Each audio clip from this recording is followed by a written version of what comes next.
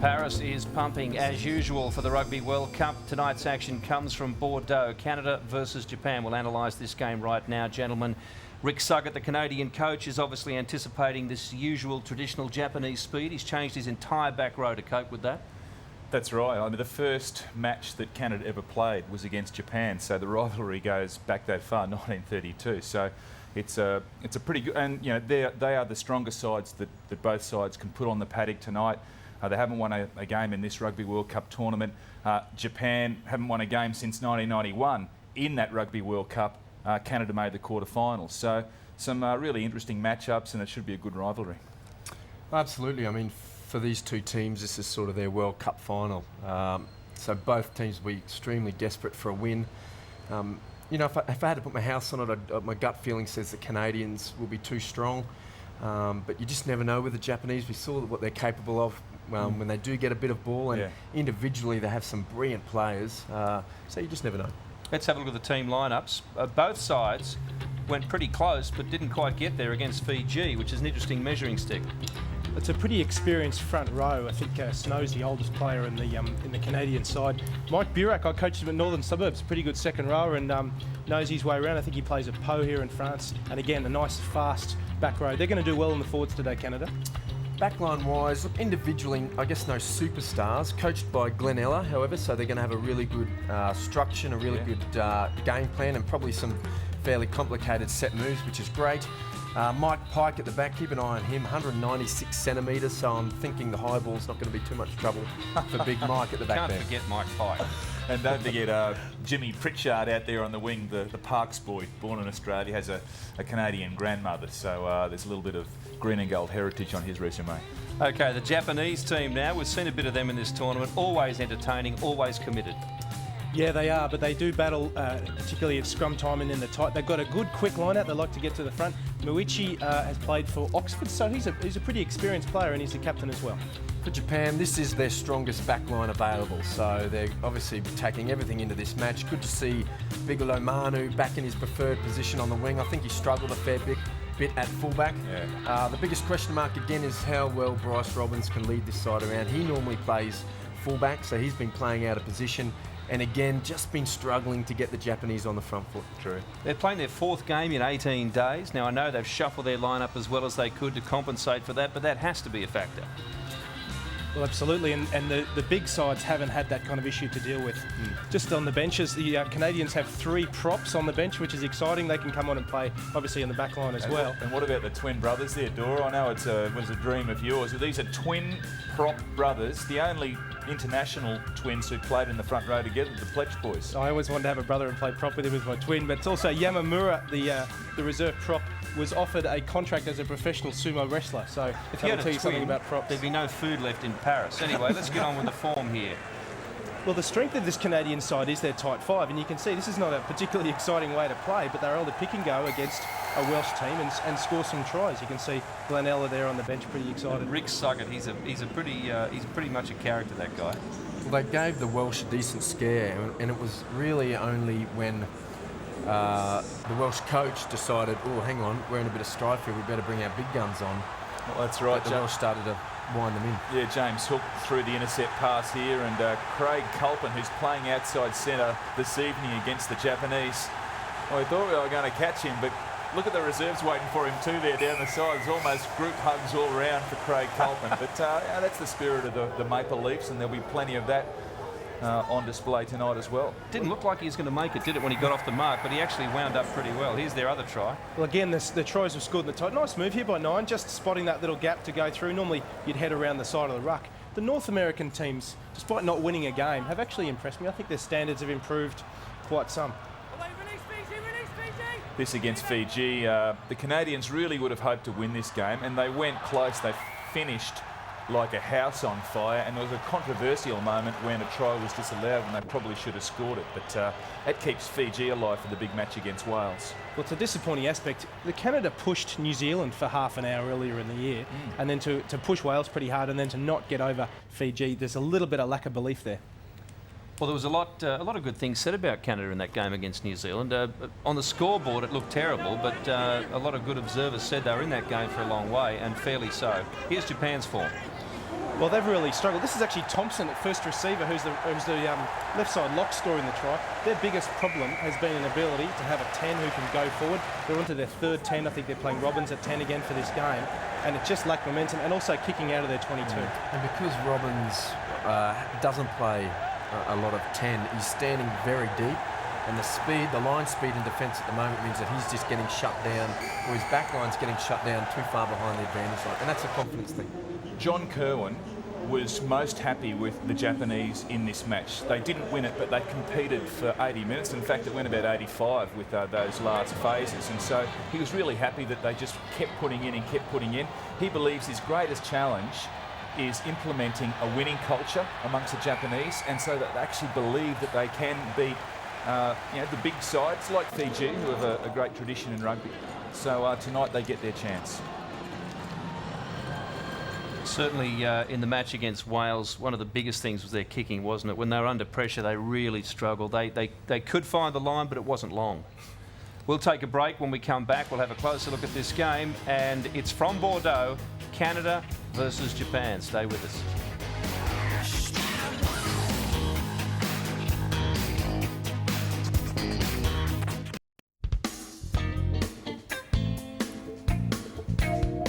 Well may the Japanese stretch, because they have had a horror stretch with injuries, haven't they? That's another aspect of their tournament that's made it very, very difficult. Absolutely. And, they're one of the teams that, could ill afford any injuries, let alone the number of injuries they've had. Their depth just does not cover that many injuries. They lost a halfback during the tournament. They lost a 5/8 before it. They lost Dingo Asata, their most experienced winger, who really would have added plenty in the try-scoring stakes. So there has been some adversity, Dor. There has, and the Japanese, come professional rugby, have really struggled with the physicality and the size now of the South African and Australian sides. They're really struggling with. Well, talking about professional rugby, as we see the Canadians here arriving at the stadium in Bordeaux, the Canadian government has a scheme that anyone who plays for Canada will have their university fees subsidised after they finish their playing career at an international level, which is a nice way of helping fund these people, because they're not all highly paid professionals like most of the other marquee teams. Some of the other guys are professional players in Europe. There are a few who are former professionals who now play in the Canadian League. So it's a real mixture, and certainly not the full-time big guns that you see in other nations. And don't forget that I think Jeannie mentioned it before, that contribution from Glenn Ella. But here's their coach, Rick in this Suggett. competition, the Fiji game and this game against Japan today. How much are you looking forward to this one?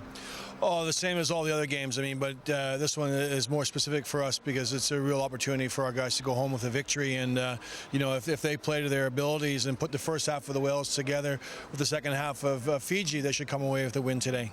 Thanks very much. All the best. Okay, thanks a lot.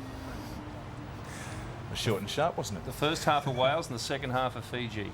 I think I know what he meant. Here's the lineup.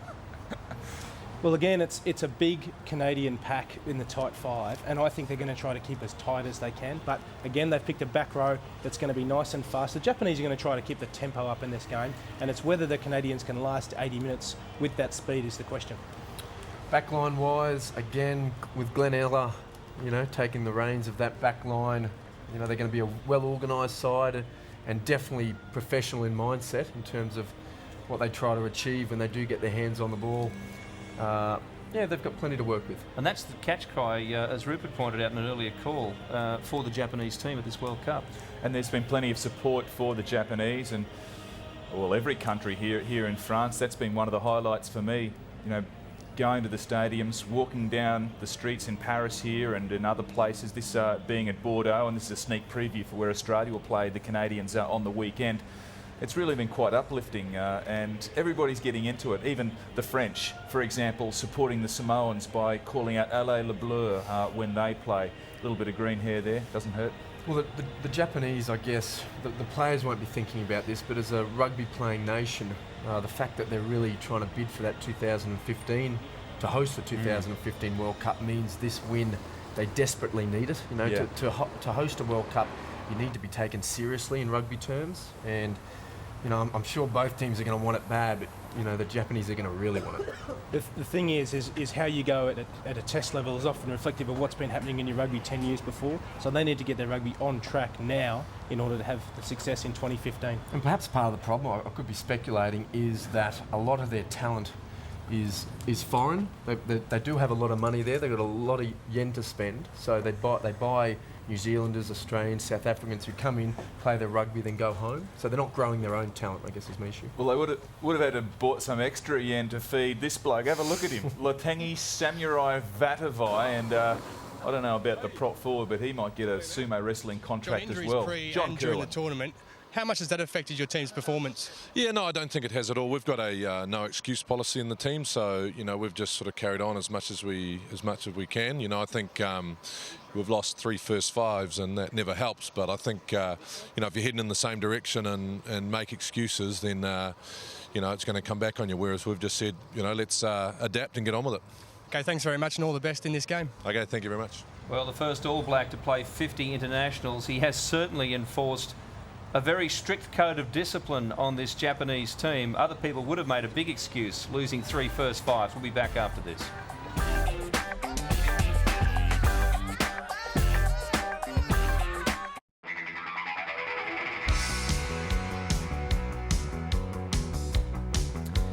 Believe it or not, one of the most intense games of this World Cup so far will be between two winless but very proud nations. Canada versus Japan, and Canada, remember, has to back up in a few days and play the Australians at the same venue. Your commentators, Rupert McCall, Ben Darwin, Ben Tune. Thank you, Bill. It's a floral affair at Bordeaux. The cherry blossoms taking on the maple leafs. Both sides desperate for victory. The Japanese been beaten by Australia in that first match. Then the Fijians knocked them off in a close one. The Welsh last week. The Canadians were brave against the Welsh, went down to the Fijians, so both sides looking for their first victory this afternoon. And that's what not these sides are playing for, but certainly that's why we're here, the William Webb Ellis Cup. There's got to be 10 of those things. They're everywhere. Every game there's a World Cup they walk past. Good to see also most teams now have the furry animal. I think the Canadians there walked out with a moose that'll sit on the sideline. Good to see. Canadian version of Wally. Wally, the Wallaby mascot, getting a good workout in the first 3 games. Good conditions for the 15-man game at Bordeaux. A little bit of cloud around, the possibility of rain. The probability that there will be plenty of emotion when the anthems are sung. What a great crowd for a game in the middle of the week that these teams can't make the quarterfinals.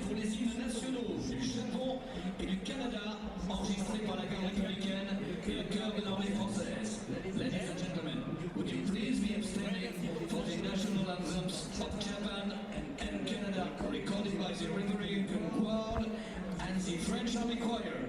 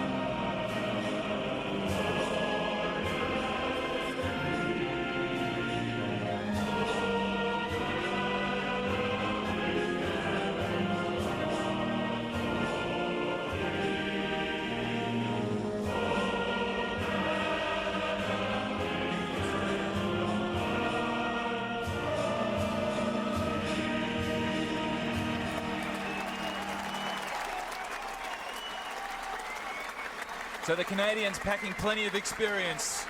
Rod Snow is the most capped prop for that country. The most capped second rower, Big Mike James, who plays his football here in France for Stade Francais. And Morgan Williams, the scrum feeder, the most capped halfback for the Canadians. And we all know what the Japanese are capable of, boys. They can, and they can spin it very, very quickly. That's what they're going to try to do. They're going to keep this game as up-tempo as they can and tire this Canadian team out. They're very, very quick wingers. Absolutely. We saw Endo a couple of times really show his speed during this tournament. Lamanu, big, powerful winger and back in his preferred position on the wing. So with the right type of ball and the right opportunities, they can be a handful. The referee from South Africa, Jonathan Kaplan. All in readiness at Chaban-Delmas. French politician has the naming rights of this 34,000 plus capacity stadium at Bordeaux. We'll see the Wallabies here playing Mike James's Canadians on the weekend, but today their challenge is Japan, and both sides desperate to come out on top in this encounter. Bryce Robbins gets things underway. And the commitment already from the Canadians. Onside. Hold there, last line. Williams. Wait. And that kick hasn't found touch. Aruga hoists it high and follows through. Almost regathers the Japanese fullback and knocks it on in the process. Yeah, good option there from Aruga. Good chase. Unfortunately, couldn't hang on to it, but that's probably the versatility or I guess the little bit extra he provides to this team that Lomanu didn't the last time they played. We move to the scrums. The Japanese, obviously, is in weight, not quite as much. They tend to have quite short, rotund props, but they're very, very tight in the way they bind. But the pure physicality of the Canadians in the forward should give them victory today. So the first scrum of the match, and that's a good scrum from the Japanese, and they earn the feed this time. A significant stage or sign in the early part of this match.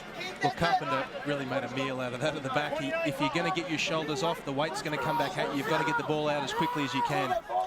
Be interesting to see where the Japanese attack. Probably, without being too harsh, their centre pairing hasn't been probably been one of their weak points, I guess. Every team in this, all the better teams in this tournament have a really powerful centre pairing. So it wouldn't surprise me if they either keep it very close or very wide and nothing in the middle. Well, that time it was a better scrum for the Canadians. They just made the mistake there, the Canadians, of coming up. They should have dropped the height. The pressure was coming on. They almost got a turnover there. No, you can't. The last man.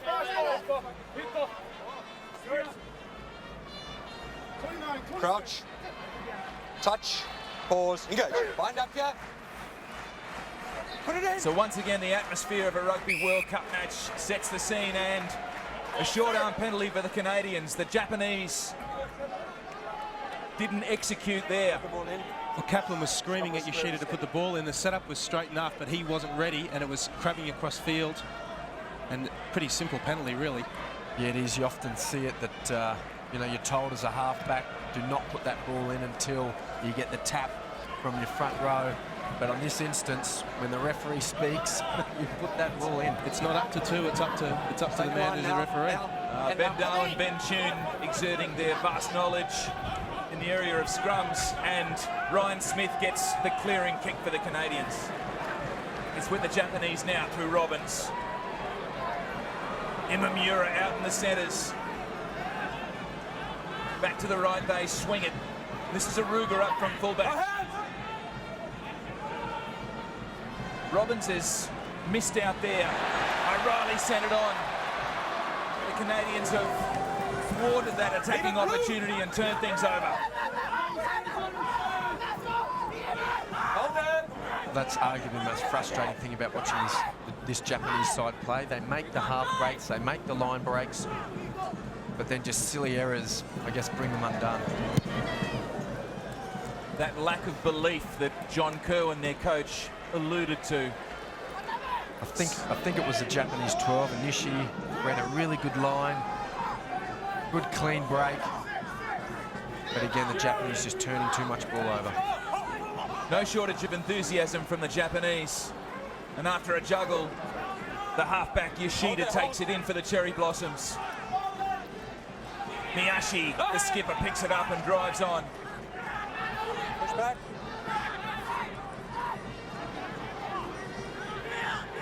So Yoshida waits.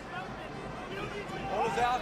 Goes himself, not quite sure what's happening there. The little Play on. halfback under plenty of pressure as O'Reilly gets things back for the Japanese. Robbins, the pass behind. And Nishi's pass was loose to Endo.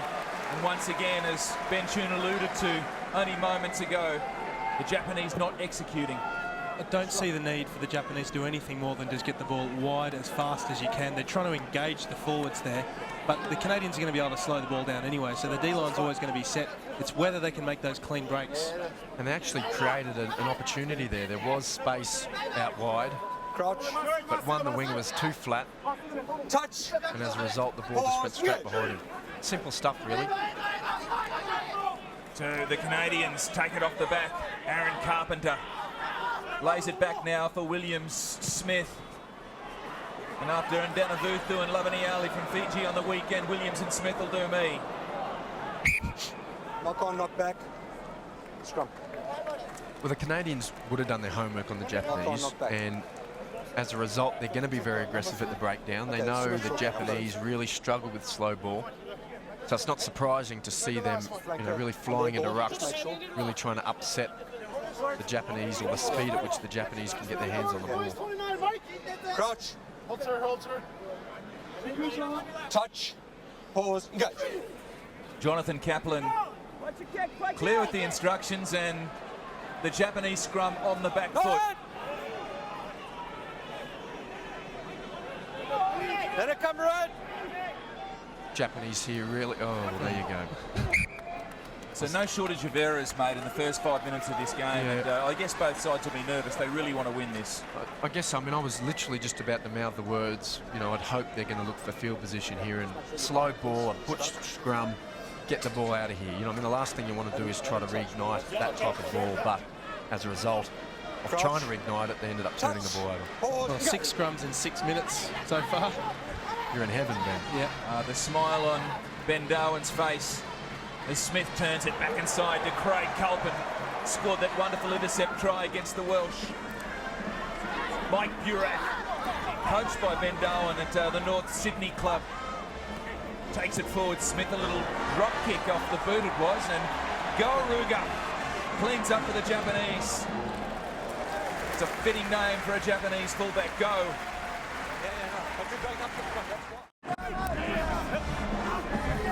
So 7 minutes gone in Bordeaux, and that early settling period for both sides. We've seen lots of mistakes, plenty of scrums. Good little you heard Jonathan Kaplan asking the Canadians to use it. In the end, there was obstruction, and so the penalty to the Cherry Blossoms. The ability of the South Africans and the French and the Australians to reignite a rolling maul once the ball has fallen down. You saw them do it very well against Wales, and the Canadians here just not sure where to go. They needed to set up in front of the man with the ball and roll around the corner there to the left.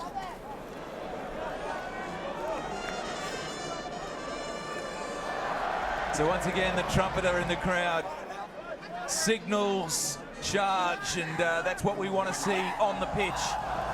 The Japanese love a quick line-out setup. You do in, they're up, because they can't beat you for height, so what they will do is they'll beat you for speed. So every time the ball's there, you watch how quickly they get it in. Robbins, the kick to his winger, Endo. But Mike Pike read it well, and the big fullback carts it back. It's probably the inexperience there of Robbins a little bit. Before you try one of those wide kicks, you normally hit midfield so that it brings the fullback into the middle of the field. Then you try the cross kick. In that instance, it went straight down his throat. Observations and advice there for Bryce Robbins from Ben Chun, who knows what it feels like to be on the end of a good cross kick from a 5'8", and Mike Pike was there waiting for it. Yeah, and the Wallabies do it really well. They'll hit Mortlock centre field. The fullback then has to pretty much stand behind that ensuing ruck. then the number 10 will get it and hit the corner. So Pat Riordan, the London-born hooker for Canada, now finds his back line. Kaplan steps back inside, almost emerges out the other end. Williams is there, but under pressure. He takes it forward.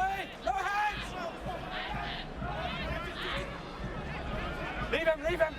Pike assumes the halfback reins. Really frustrating. You watch the way the Canadians set up off that wonderful line out. Great setup, but the clean out is so poor that it just slows the play down. So this is Mike James, the blonde-haired second rower, capitalising on the good work of the blonde-haired inside centre, Dave Spicer and Ryan Smith. That kick once again ill-directed, easy work for the Japanese halfback Yoshida. Aruga plays halfback. And the left foot kick from Onishi finds some space.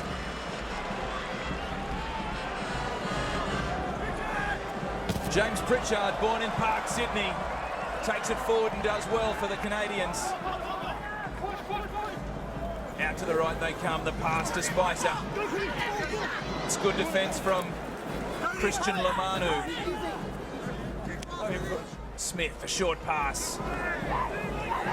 Well read from the Japanese defence. Once again they go to the left. Smith under pressure. Craig Kaplan. That was Philip O'Reilly around his bootlaces. Great line speed and defence from the Japanese. Absolutely flying out of the line. Strong. That's all well and good if you can actually do that inner line. Where you get found out is if individuals start sprinting out, that leaves a gap either side of that individual, which really good teams will exploit. I noticed that Sam Cordingley was coming up very hard on Sunday's game out of the line in defence, hoping to get a few turnovers, and it worked on one occasion, but someone did go in behind him. Hitoshi Ono, the big Japanese second rower, started off that brilliant movement that ultimately led to Kazuki Endo's exciting try against the Welsh the other night. And this time Spicer puts it on the left boot, finds touch. So the Japanese win the line out through Makiri. And upfield they go, Endo! He's strong, the big fella. Kazuki Endo! He's strong, all right. And he can score a try. The first at Bordeaux this afternoon. Where was the Canadian defence? Kazuki's in again. Great individual try from Endo. We saw what he was capable of against the Welsh. That was just brilliant play. I mean, he hit the ball nice and flat off the back of the line out. Ryan Smith, yeah, bumped off. Smith kept going, little in and away. Van der Merwe couldn't bring him down, and then it just came down to sheer speed. He's a real talent, this bloke. I've been very impressed by what I've seen. Yes, I saw Kazuki Endo do some great work against Australia A up in Townsville in the Pacific Nations Cup. Bryce Robbins scored that try, but Endo bumped off a few en route to setting it up. He also burned off Jonah Lomu, fended off Carlos Spencer in a classic All Blacks game in Japan. Once again, all his skill and all his strength on display, and it's good to see.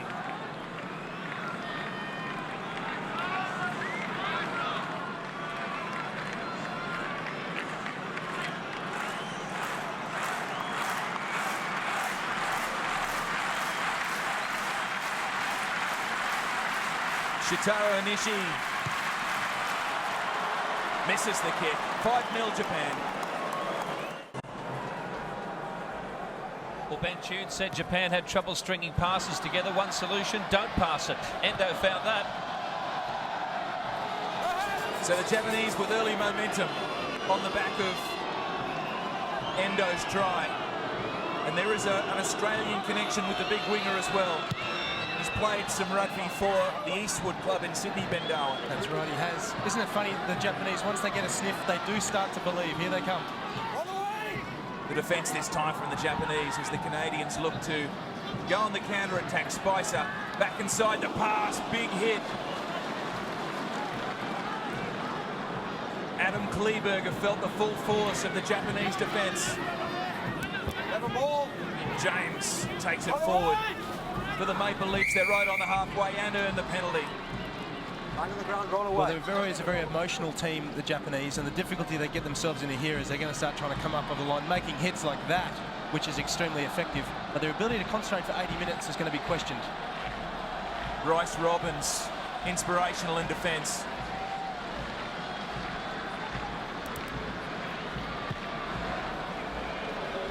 The only way really to counter line speed like that is to start getting them thinking of alternatives. In other words, Canadians need to start putting a couple of little balls in behind the Japanese back line.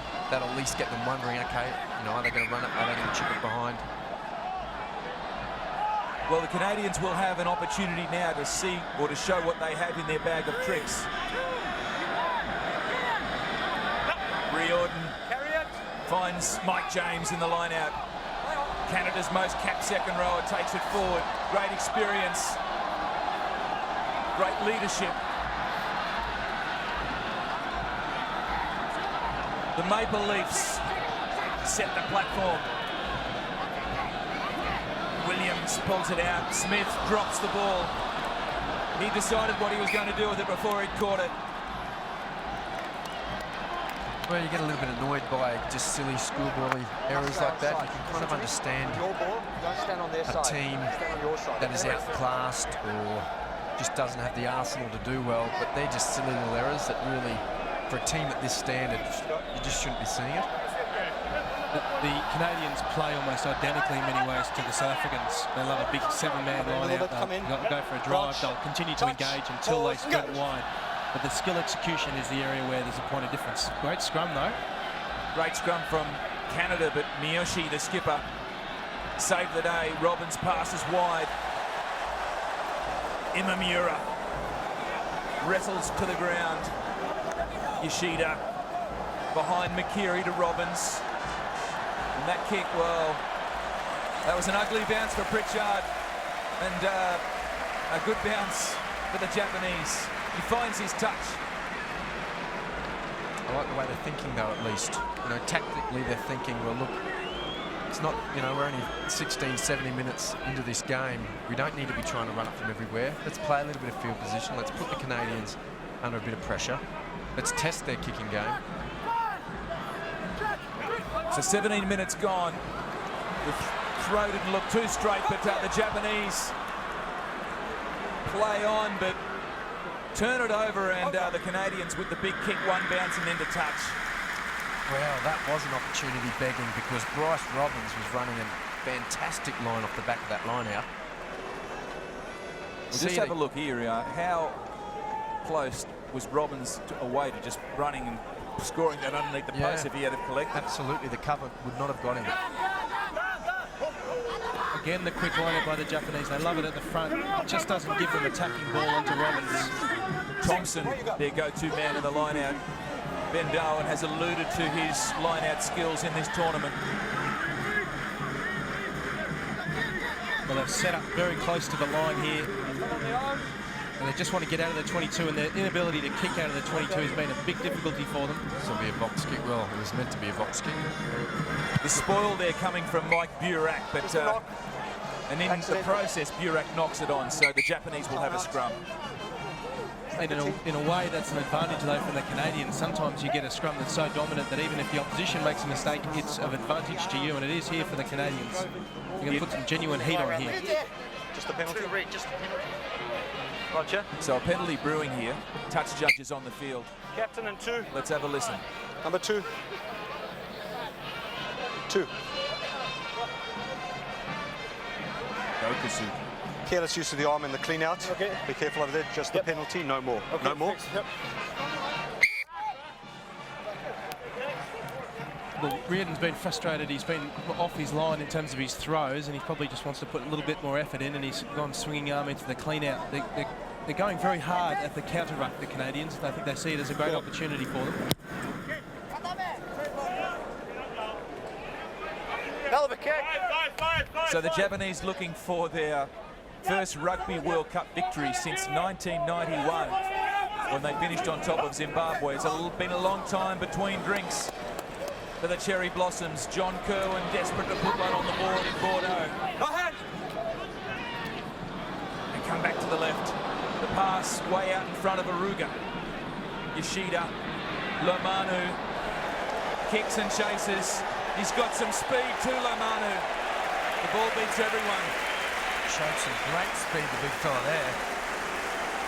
Out-sprinted Pitchard.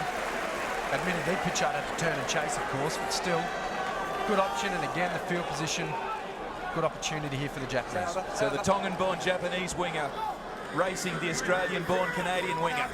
The ball beat them all. That throw to the front, well taken there from Rod Snow, but the referee... 5 metres. That's just silly. Didn't go to 5 metres.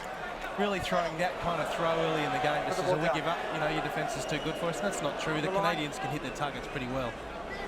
Got them in a pretty bad position here. Ball not thrown in 5. Well, the Japanese setting up for something here. Yoshida receives the move, as Bryce Robbins called it. Now Robbins, the platform, midfield. Out to the left comes Aruga. He's met in a bone cruncher from John Teal. Lomanu waits on the left. And the Japanese will get the scrum. John Kerwin, their coach, actually was in charge of the Italian side in the Rugby World Cup of 2003. They played and beat Canada in that tournament, so he knows what it feels like. He'd just like to do it again with the Japanese. At this stage of the game, you'd say the Japanese are on top. They're playing Crouch. the right type of game. They're kicking well to the corners, which has been an aspect of the game that's been some difficulty. Pause. Go. We talked about the mindset of the Japanese, and I would have said for the first 10 minutes they weren't on top. Endo scored that brilliant try, and now they're full of beans. Opportunity again. Robbins went himself. Still they go right. Yoshida. Dummy steps back inside. Crawls another metre. Miyachi lends his weight. Asabara flings it out to the right. Robbins steps. A half chance. And a penalty conceded. Robbins isolated. Okay. You said it there, Rupert McCall, isolated. That's where they get themselves into some difficulty when the ball is stagnant, and they just, when they then hit the D line, the Canadians are just big men and they're able to get the turnover or the penalty.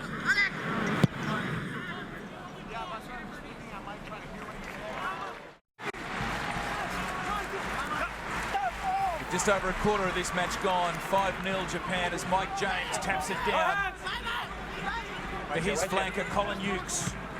Ukes, James and Burak all play at French clubs, so they're no stranger to rugby in this part of the world.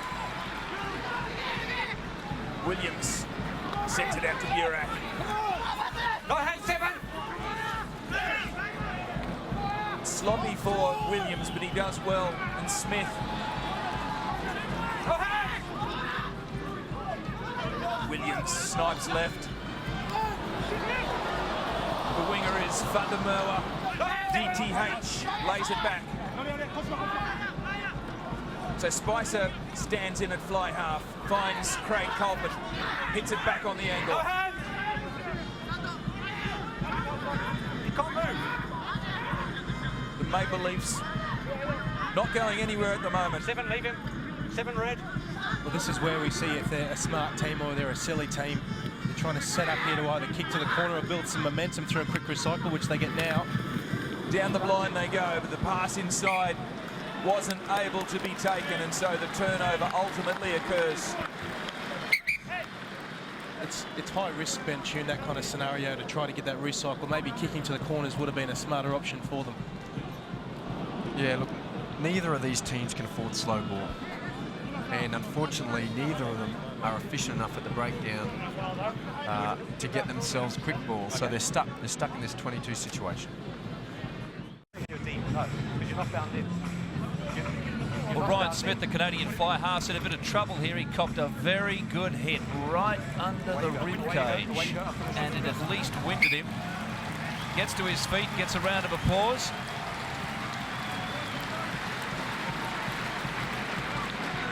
So the ribs of Ryan Smith. No more. Rattled, quite rightly pointed out by Bill Woods. He shakes off the cobwebs and goes again. Touch. Pause. Go. Yoshida accepts the pass from his captain Miyashi and the Japanese. A couple of passes and the kick from Anishi. If that scrum feed was straight, I'll eat my hat. It just seems like something the referees have given up on this year. That's not focusing on at all, and basically a second row feed is pretty comfortable for them. Imamura was the left footer that found touch for the Japanese. And Riordan plays on quickly. Stolen from Thompson, but the referee not happy. Yeah, that tactic of the Japanese I find a little bit bizarre, because they had the scrum, they then threw it back about 15 metres to kick it out pretty much exactly where the scrum was on the other side of the field, and so it's a line out Canadian ball. Bizarre. They play on quickly, the Maple Leafs. Carpenter hammers it forward. To the left, Smith, he's recovered. Colpin finds the defence. So once again, Canada look to get something happening here. Riordan. The Japanese defensive line hard to crack thus far. Burak. And the penalty to Canada will be a welcome relief, played on quickly. Williams. Fundamua crashes out of a few, gets up and goes again. Down the blind they go, but there's plenty of defence there to take John Teal. And, well, the pass from Ryan Smith to the touch judge. Probably wondering why the bloke outside wasn't calling for the ball. There wasn't anyone.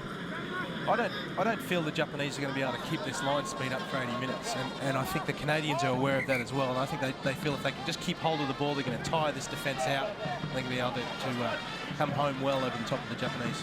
Yeah, the Canadians seem to be employing a very typical, what you'd call exhaust pattern, where you just continually go the same way, the same way, the same way, literally go all the way across the field, really trying to make the Japanese defenders having to fold around each ruck.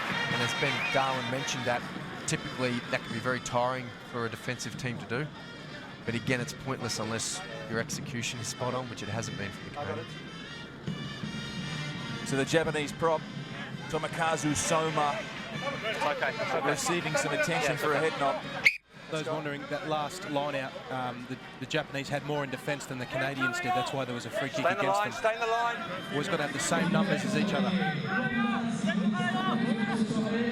From the Kobe Steel Club, Matsubara finds Miyashi. The crowd acknowledge the skills of the Japanese.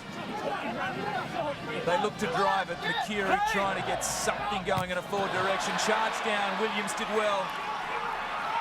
The Canadians now an opportunity. Riordan picks and drives left. Push back. Hold there. Hold there.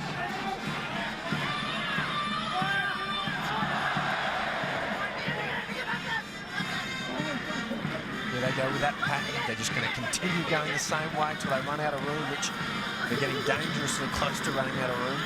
Burak to James, second rower to second rower. They're certainly looking to attract a lot of Japanese defenders out on that left-hand side as the rain falls in Bordeaux. Williams, Robbins, Culpin.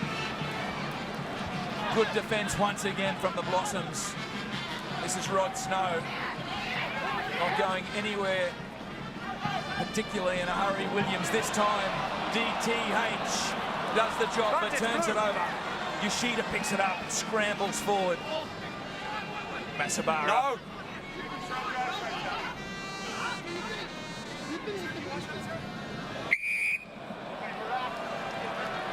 Rugby's the ability to shift the point of attack continuously. The Canadians were attacking straight down the middle, had an opportunity to send it through 9 and then went 5 phases. From this play, they should just picked and gone, shift wide, could have scored in the corner. Well, that's the second time now Yoshida's been too slow to get his box kick away. Right there. The Canadians have been on him a couple of times now and they've caught him napping. Playing on.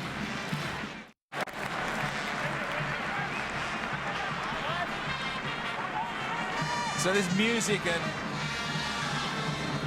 Excitement in the crowd. The rhythm not so good for the Canadian side, and but for that try from Kasuke Endo for the Japanese. Both teams looking to get something happening, something consistently through the phases as the kickers charge down from Robbins.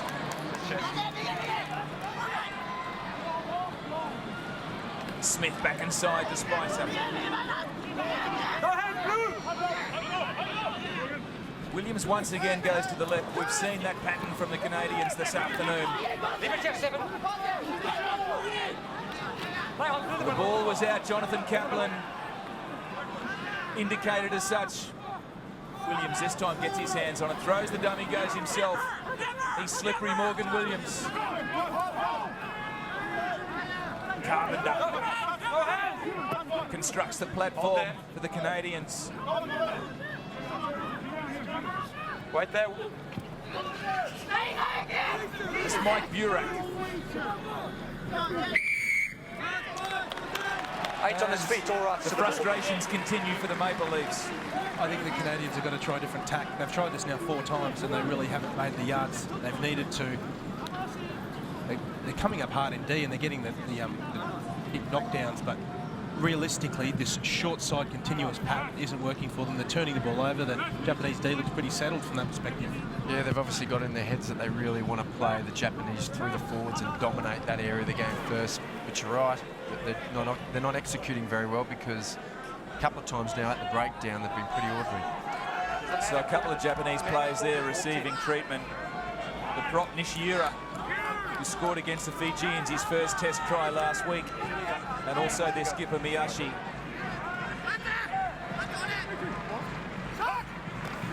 Thompson, the go-to man, but that throw not straight, Ben Darwin. Yeah, the timing was good. It was straight to 2 at the front, but unfortunately just throwing across the line. And there's nothing wrong with playing through the forwards, Tuny, but at the moment they're doing it pick and go. Maybe they should do it 1 pass out and engage the 2nd or 3rd defender. Crouch. These sides have played each other 17 times in the history of their rivalry. Japan currently lead 9 games to 8. So can the Maple Leafs even up the score? Mike Pike puts it on the boot. There's Scalaruga. It's a little wobbly off the boot.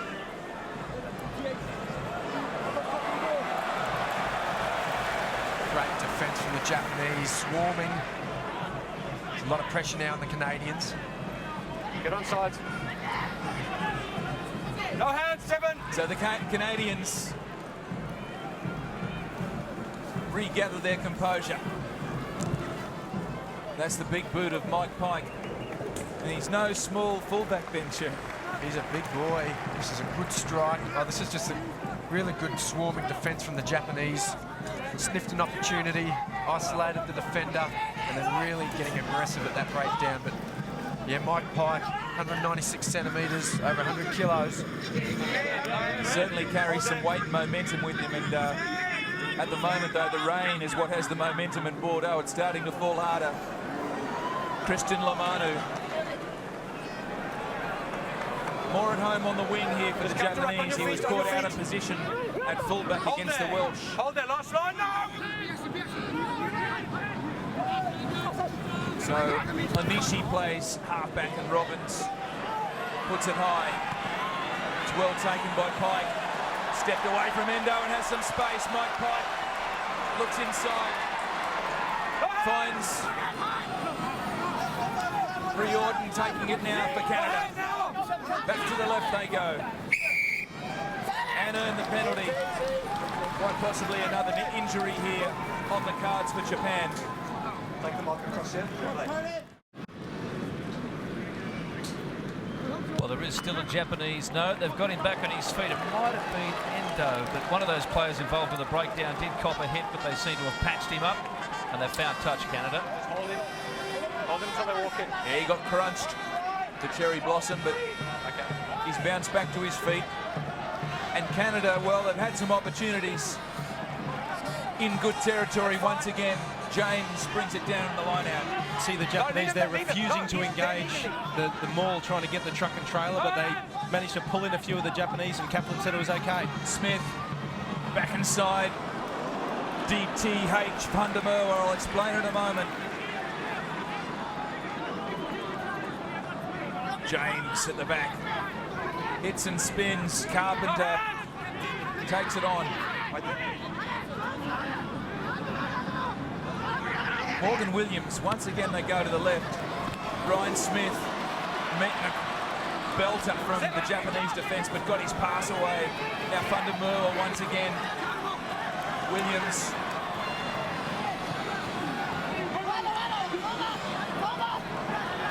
By James.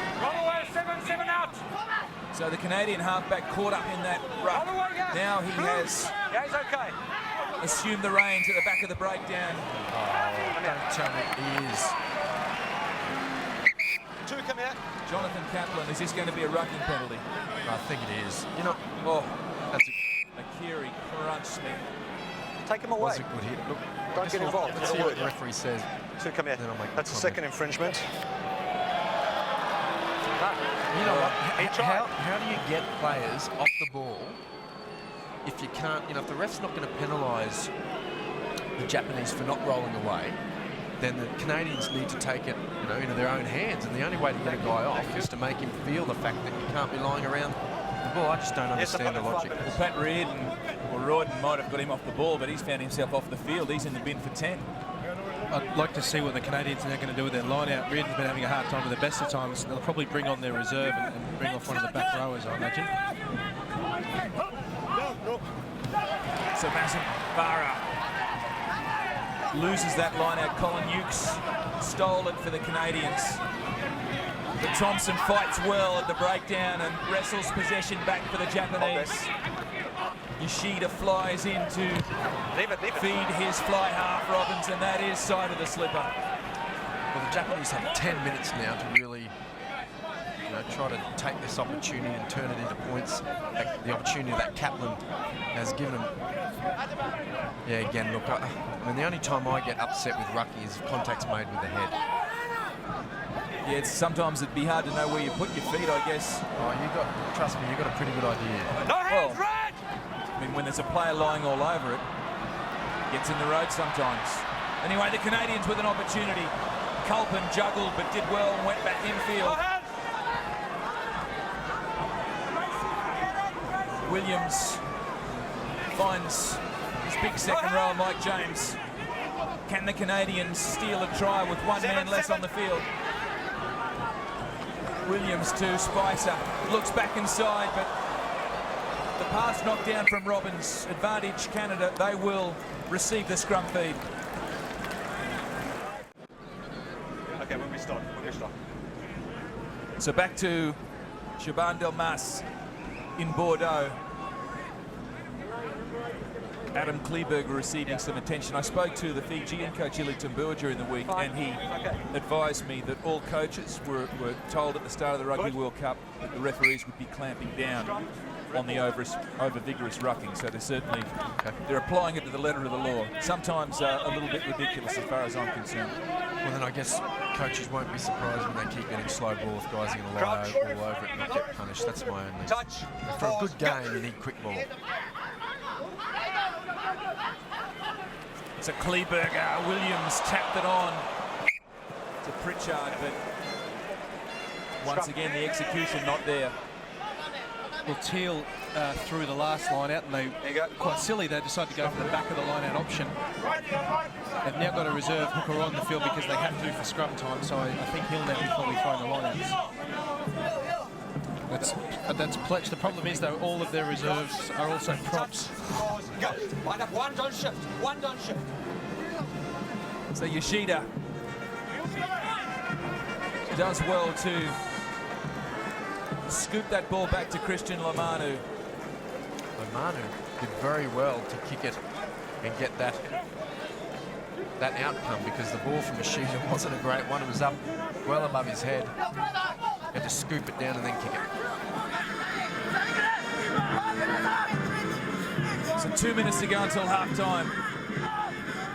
What can Canada do in that period to get themselves on the scoreboard. Spicer crashes it up midfield.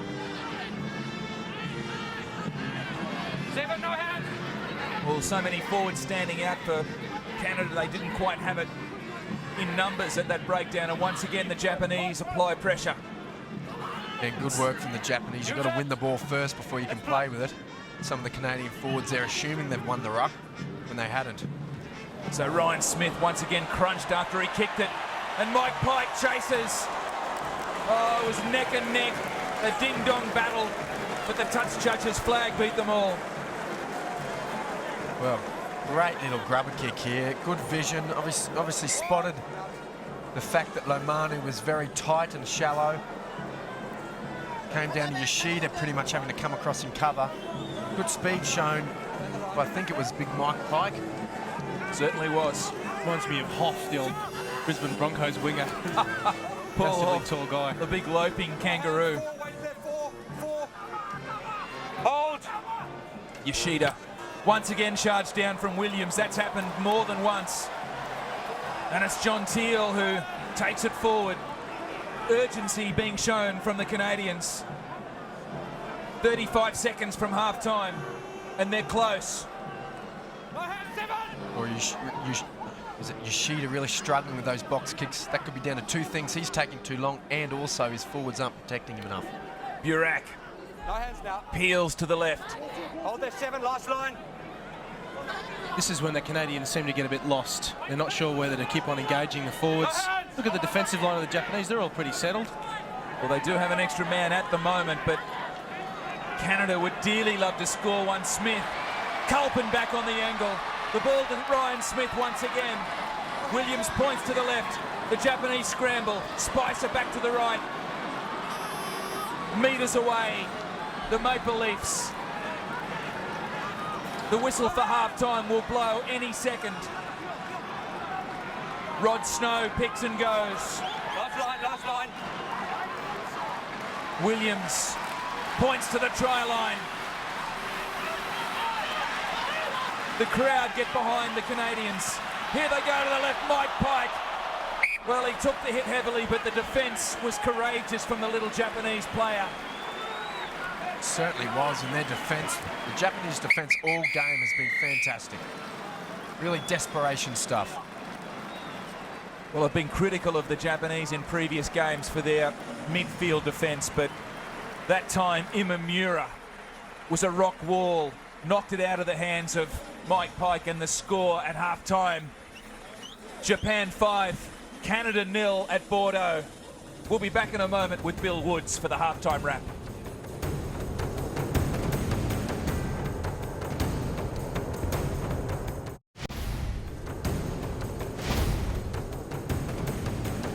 Well, we told you it would be intense, Canada versus Japan, and it has been a grindingly intense game. Both coaches talked openly before the match about the homework they would do on each other, and they've done a very good job, so much so that there's been very little open play. End to end, not a lot happening. Endo, well, that was the only try of the first half, and it was an individual try in a sense. He beat a lot of players to the line, but there wasn't much passing involved, and Canada went very close in their only real opportunity right on the 40-minute mark, and that was one of their 8 handling errors. As a result, Japan finished with 5 handling errors for the half. And here's the try, boys. This was the highlight of the first half. We saw him last week at Millennium, Kazuki Endo. Hasn't he got some good skills for a winger? He certainly does, and it would not surprise me off the back of this World Cup that a fair bit of attention gets thrown his way, because look, wingers can look good when your team's doing good, but they tend to go fairly quiet when a team's struggling. Well, he has shone for the Japanese, even though the Japanese haven't been giving him great balls. So he's a real talent. Well, the Japanese doing what the All Blacks have been trying to do, is trying to attack that mixed zone between 7 and 10. Endo ran over both of them, given that occasion. Momentum through a quick recycle, which they get now. Down the blind they go. This is just showing really I guess some of the more lowlights, can you say, in the Canadians' play, and it probably summed up a lot of the first half in terms of turnovers. A couple of opportunities, but neither team really capitalising on them. Well, a lot of the potential highlights for Canada have been deployed by strong Japanese defence door, and that's been a highlight for them. That, and I think some of their option taking has been quite poor. I think it is. Morgan Williams, the Canadian 9, has been very slow at the back of the ruck, and many opportunities where he could have swung it wide and had a crack. They've decided to do this instead. Just this continuous engagement, and then a drop ball there by big Mike Pike. Imamura. That was a great tackle there, and as we have a look at the half-time stats. Well, look, the Canadians dominating both possession and territory. They're behind on the scorecard, and they're a man down. So in general, they're probably most guilty of not taking, the best choices or the best chances of their opportunities. Well, great defensive effort from Japan. If you look at the territory there and the number of tackles made, that says a lot about where Canada spent much of the half. But there were a lot of phases there that didn't really go very far, thanks to that Japanese defence. And it was Makiri that put that great hit on the Canadian fly half, one of a number of good ones we've seen. And more in store at the end of this break.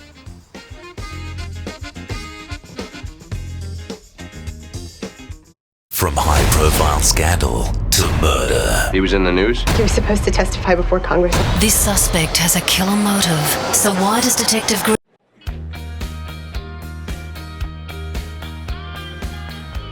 No dressing room dressing down for Japan's coach John Kerr when he had them out in the Bordeaux rain and gave it to them. Just before we came out of this break, a gobful. Bryce Robbins now having a bit of to say. Can they go on with the job and break the drought? One of these teams will remain winless after this match. Who will it be? Yeah, thanks, Woodsy. You saw the look of determination, what it means to John Kerwin before when he had the players in a huddle. They went into their own huddle then as the rain falls in Bordeaux. 40 minutes is a very long time. I'm not sure if getting the Japanese fired up at halftime is the right tactic, but you can understand they're so passionate to get this win. They're absolutely desperate for it, but it's whether they can keep going. And well, this is John now. He knows they've got a real opportunity here with the Canadians down a player for another couple of minutes to really capitalise on that. So it is important that they absolutely come out and go nuts for the first couple of minutes. Japanese supporters of all shapes and sizes, all denominations, Kinjuri believe is what John Kerwin will be telling his troops. Jonathan Kaplan points to his touch judges. This match in the balance. Kazuki Endo scoring the only try in the first 40, and wasn't that a ripper? Nishiura and Hitoshi Ono wait in the Bordeaux rain. And Ryan Smith gets things happening again in the second half, taken well by Thompson. Hold there, three. Yoshida to Robbins, and that combination once again has the ball spiralling downfield, stays in play to Mike Pike. The kick from DTH Fundamua is pounced on by Yoshida. Steps left, goes right, still going Yoshida. Lamanu, great work at the breakdown from the big Tongan winger. Playing for Japan in this Rugby World Cup. And the kick caught by Pritchard. Endo applied the pressure. The Maple Leafs come away. Williams kicks it himself. His players injured in the background.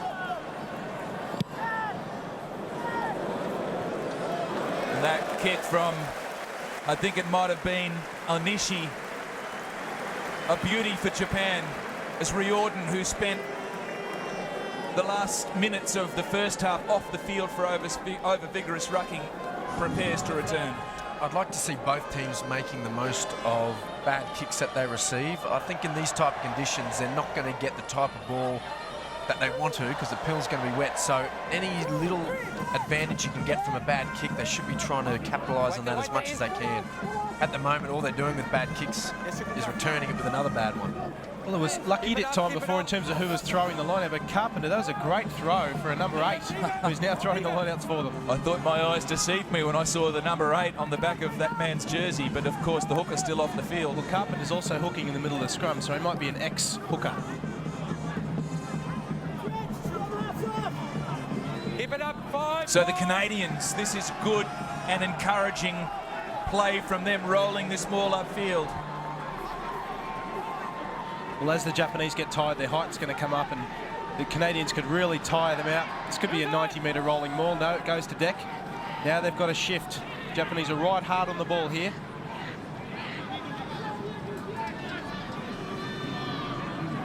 So Ryan Smith sticks his head in, back out, has a look around, finds Spicer. That kick off the left foot doesn't go too far, but might have bounced off onto the Japanese players' heads. Canadians seem to be making some real simple mistakes or lacking a bit of direction when the ball gets stagnant. It certainly did, I think. A little Yoshida performed the football header there, into touch, and Carpenter at number 8, replacing Riordan as the Canadian thrower. That time, not such a good throw. No, that was a pie. That came out sideways. You'd see the ball not arcing properly. And he also got them for numbers, I believe, there. So 5-0 to the Japanese. This scrum packing down right on the halfway line. It's a good one from Canada. It is a good one, considering they're a man down as well. So it's scrappy for Robbins. He does well, scoots back towards the traffic, but drops it. Well, look, that ball's obviously slippery now. It's wet. As unattractive as some people might think it is, both teams should not be playing any rugby inside their own half. A really smart kicking game is what's needed. Whether or not they've got the capability to kick well is probably the biggest question mark. I know Japan have struggled with that throughout this tournament.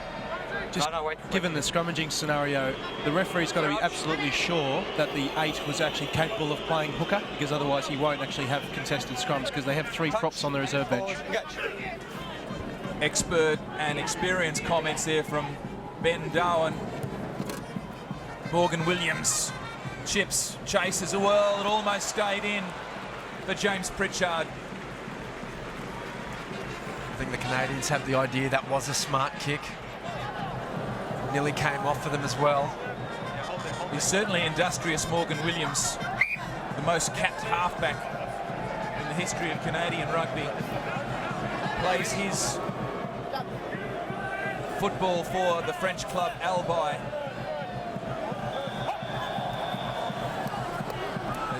The Japanese, that combination, Masabara to Thompson. Once again successful, now the rolling maul. O'Reilly has it at the back. Still the Blossoms roll it on. Yoshida now. Anishi to Imamura. And Imamura plays for territory.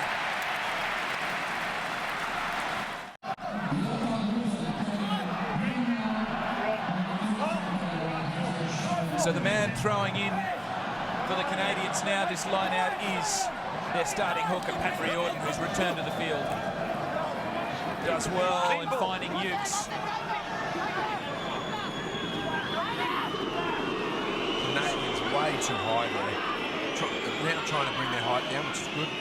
They roll it forward. Good work from Rod Snow. Now continued by his fellow forwards, Carpenter at the back. Williams, the box kick. It's gone a little long for the Canadians. Allowed to bounce there from Lamani. That's dangerous. Aruga in trouble now. Your hands now, hold them. 11. No halfback for the Japanese. Aoshi.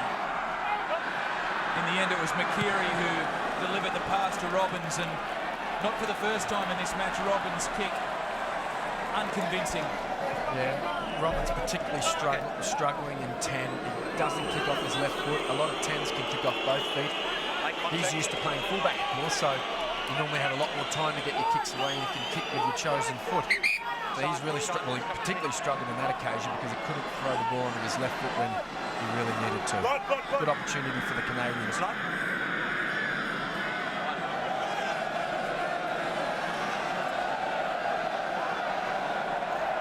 So it is a melee of cultures here in France.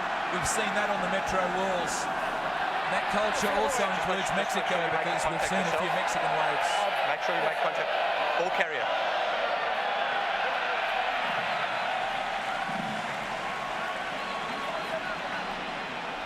Look at the Japanese. Whenever they think the Canadians are going to drive, they're very standoffish. See, they've only got 3 there defensively. You can have less. There's no problem with that. So you can't set up on the ball. So they've offloaded it quite well there. Very smart. So Canada through Mike James. Crash it down the right-hand side of the field. Roll away, get roll away. Dan Pletch is on for Rod Snow, the younger of the 2 twins. His twin brother Mike Pletch is on the bench. And Canada are on the move. Forward, James. Can they level things up here at Bordeaux? Advantage being played now by Kaplan. Colour offsides. Here you go, here you go. So Morgan Williams considered playing on quickly. Common sense prevails and he discusses the tactics with his team. This is where that tactic of the Japanese standing off is going to be interesting. Half a step because you're making the tackle, okay? Kaplan just warning there. Come there. About how they're offside. So it looks like the Japanese are going to engage them here. They're going to drive on. Good setup. Mike James brings it down his second row mate, Mike Burak. Secures it and takes it forward. John Teal lends his weight. And they score the try, Canada. The rolling maul has proved effective. And that's Pat Riordan. Well, he owns teammates, didn't he? He let them down for 10 minutes, left them 1 man short.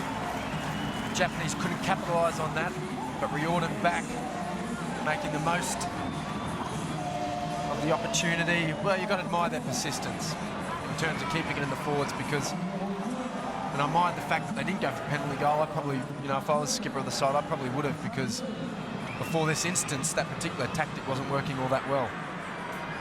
Well, their pick and go was much faster on their last attack, which was good. They weren't actually stopping and then trying to reload. They just pick, go, pick, go, pick, go, and that got them some momentum. And then off the drive, once the Japanese held them, they just rolled around the corner but stayed straight quite nicely. Almost engaged the defence. Did pretty well. So Pat Riordan does make it up to his teammates and scores his first test try in 20 appearances. We'll talk about that tonight.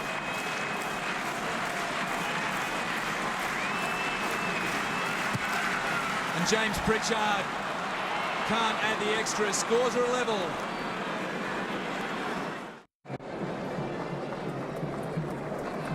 Well, a typical Canadian try for this World Cup. Chilwon Kim comes on the field for Japan. So Chilwon Kim, who spent some time with the New South Wales Waratahs in pre-season training, replaces Yoshida.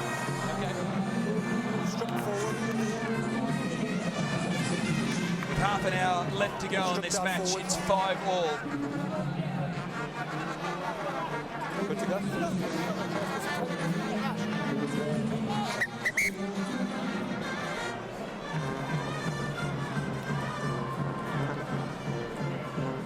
So Jonathan Kaplan is looking for some treatment for Luke Thompson. Let me tell you the DTH van der Merwe story, which I alluded to earlier. The South African-born winger for Canada. His full name is Daniel Talafere Alman van der Merwe. He's happy for DTH. The media manager is happy for DTH, so I'm happy for DTH. Isn't DTH a sheep dip? Remembering? Quite possibly. Not sure whether it's that or criminal assault charge in a court of law, but whatever the case, it is DTH Fundamoa. Crouch. Touch. Doing his best on the wing for Canada, who feed this scrum through Williams. 9, 7. Joe and Kim gives chase. Ryan dished it on to Pike. That's a good touch finder from the big rangy fullback. Well, the 4 games in 18 days for the Japanese is going to start to tire them at this stage. You can see they were very fired up at half-time. The counter-ruck has started to stop. The Canadians are able to get the quick pick and go. Again, they've got good quick line out the throw there. Just missed the mark entirely, though. Masabara, this time the throw to Thompson wasn't so effective. Smith has a crack himself. McKeary launched and missed. Comes back and rides him to the ground. Williams. Craig Colpin. Oh, good pass to Mike Pike, but he pushed it once too often and comes loose for the Maple Leafs. Yeah, Mike Pike ran a good line, but this was a high-risk pass. Given the conditions, he had 2 guys hanging off him. Chances of him actually getting that ball away were fairly slim, and that's where these teams just have to be a little bit smarter and a little bit more patient. Just be content to recycle the ball and try again. You can almost see the Japanese tackling height by the clock. You know it's about 50 minutes because the tackles are up around the chest mark. As the trumpets play in Bordeaux, Miyashi feeds it back to Kim. Kim finds Robbins and, well, deja vu for the New Zealand-born fly half. Gee, it's noticeable the difference in kicking games between Robbins and Mike Pike and the resulting outcomes of their kicks. Robbins, when he kicks it, you know, the Japanese are still stuck inside their quarter pretty much. Big Mike Pike gets hold of the ball and they end up with a really good position on the field to play from. Yamamura is coming on for Soma Yamamura, the ex-almost professional sumo wrestler, which really fills in the reputation of props, doesn't it? Ben Down's been waiting for this moment. Ryo Yamamura turned his back on a sumo wrestling career to play for the Cherry Blossoms. I think they should bring Kaplan back to throwing the 8, because Reardon, his last 2 out of 3 have been pretty rubbish. Wait for me, wait for me. Crouch. Touch, pause, and go. So the 2 packs come together. Morgan Williams rides the back of Miyashi. Go ahead. Not the ideal platform for Chalwon Kim, and he has to dummy and go himself under pressure, almost intercepted by Pritchard. Okay, no hands yet. Well, the fact that Kim now, the replacement halfback, is struggling to get that box kick away tells me that it comes down to his forwards not protecting him.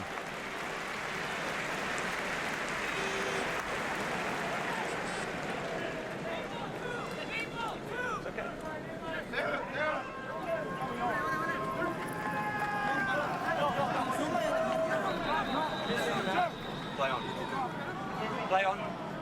Setting up for the line out here, Yamamura taking his position, having just come on the field. So to the back of the Canadian line out, it comes down. Smith, Spicer, Colpin crashes. Way up. The same way the Maple Leafs, Endo and Lamanu, Aruga as well, big in defence. That was a really good line from Colpin on that set-piece play.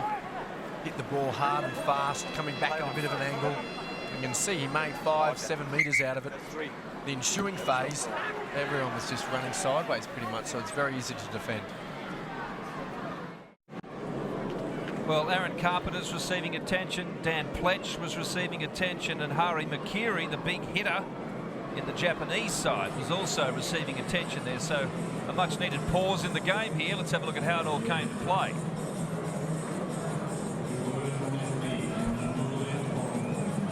Well, there have been some big collisions in this match.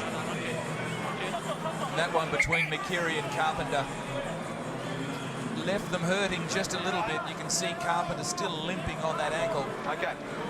Someone. Masabara to Ono. It's 5-all in Bordeaux. Stay on side, stay 25 minutes left. Both sides desperate to come away with their only victory of this Rugby World Cup tournament. And the Japanese roll it forward. Over the halfway they go, and plenty more as well. O'Reilly had it at the back, and the Canadians infringe. Yep. They went straight Jones to the middle. just decided to go straight onto the ball there, and you simply can't do that. Disappointed. That throw was not straight at all into that line out. Kaplan's decision, not mine. That decision from Jonathan Kaplan, a good one though, you're right. Mike James, bit of field discipline there. He's experienced enough to know he wasn't going to get away with that. Well, Aaron Carpenter is in some strife here. He tried to play on, but it's proving quite a difficult task at the moment. So the Japanese with a wonderful opportunity here to get their noses back in front.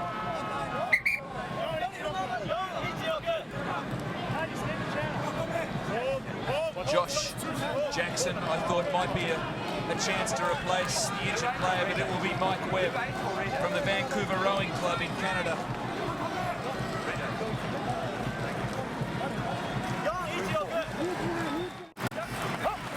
So the Japanese have territory. They now have possession through the good work of Luke Thompson once again in that line out. Shalwan Kim directs his traffic. And the Japanese oblige. That's big Samurai Vanabai on the field now. 140 kegs. Onwards they go. The crowd cheer.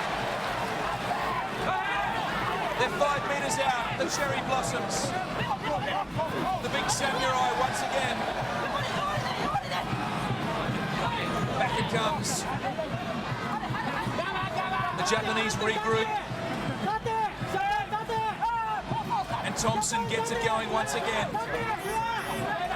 They're 4 metres out. That's Nishiura.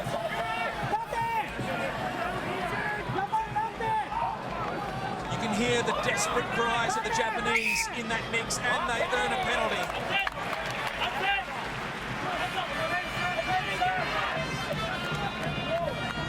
Played pretty good advantage there, Kaplan. It was 4 or 5 phases ago that he saw the penalty for offside, but thought we may as well give him a crack here to score. Time. Okay, hold. So time off rule by Jonathan Kaplan. With just over 20 minutes to go, 5-all.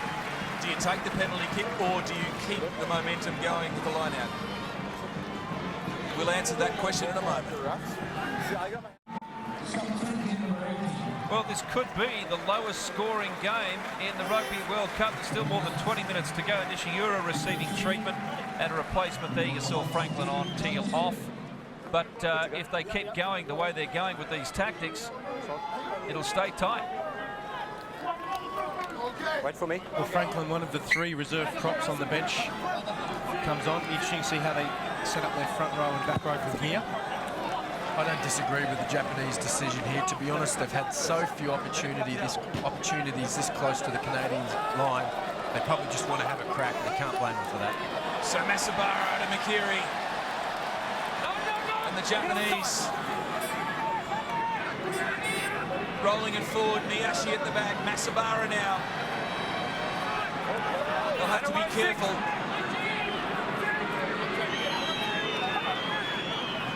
Well, Vanabai got it on the back foot, and that was great defence from the Canadians this time, and they've turned it over. So poor execution from the Blossoms that time. Well, at ball time, you've got to keep changing the point of attack. If the Canadians are down there in front of you, you've got to go one way or the other, and they kept trying to punch the same spot, and the body height here, a big Samurai, was just too high, and Canadians get right underneath the big man. Yeah, credit where credit's due. Great defence for the Canadians. They're desperate as well, so they should be.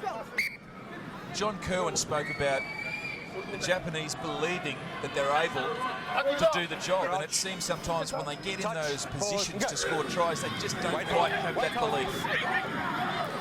So the pick and go from Mike Webb. Hold, yeah, hold. He did well, made 5, 6, 7 metres. Morgan Williams. Wait there, wait, wait, wait. He finds the Australian-born winger James Pritchard. That kick stays in the field of play. The pass to Imamura, and here's some space. It's tackled well by Van der Merwe. Chalwon Kim comes away with it. Robbins, the long pass. The Japanese have numbers. And it's Lomanu trying to get rid of Pritchard. Pritchard dragged him down. Kim goes left. Masabara down the blind. His pass down the Canadian hooker though on Riordan. No hands. Hold in. So once again, promising play from the Japanese. But when it counted, they turned it over. Moving forward. Yeah, pretty much the story of their campaign. Let's be really honest. You know, they've got the skills. They've definitely got the right attitude in terms of mindset and determination, but just silly little brain snaps like this. Masabura passing it to the wrong player, or to a player on the wrong team.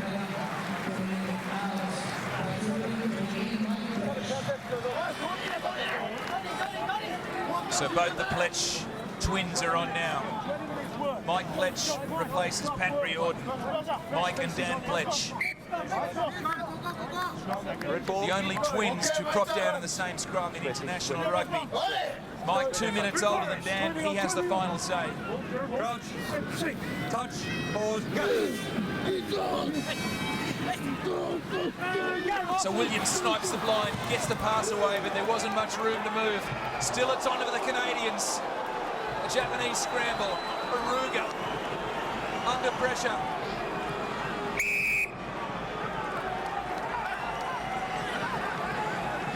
I think it's a Canadian penalty. Innovative little play. Little dart down the blind. So Jonathan Kaplan calling out one of the Japanese players. Lomanu. That late hit on Pritchard, I That think. kind of thing is not called for in this game. We've got a pretty decent game going. Does you understand? Yeah, all good. Cheap Yeah. shots, no more, please. Okay. For everybody. Okay. Everybody. Okay. So the pink hairband there of Manu, well again, he's committed enough. It's a head collision, simple as that. They're both going for the ball at the same time. You can't blame them. It's all about intent for me. Intent here certainly wasn't to hurt him or to take him out of play. Both going for the ball. Well, I guess at the time he committed himself, he wasn't to know that Pritchard was going to try and kick it again. So a little tough on Lomanu, and I was going to say the pink hairband for the winger. Some forwards would not find that surprising. I'm sure it's a light red. Whatever. James does well for the Maple Leafs. Still 5-5 here in Bordeaux. Chaban-Delmas, the big crowd, impatient once again. The trumpet sound and Kaplan packs down another scrum.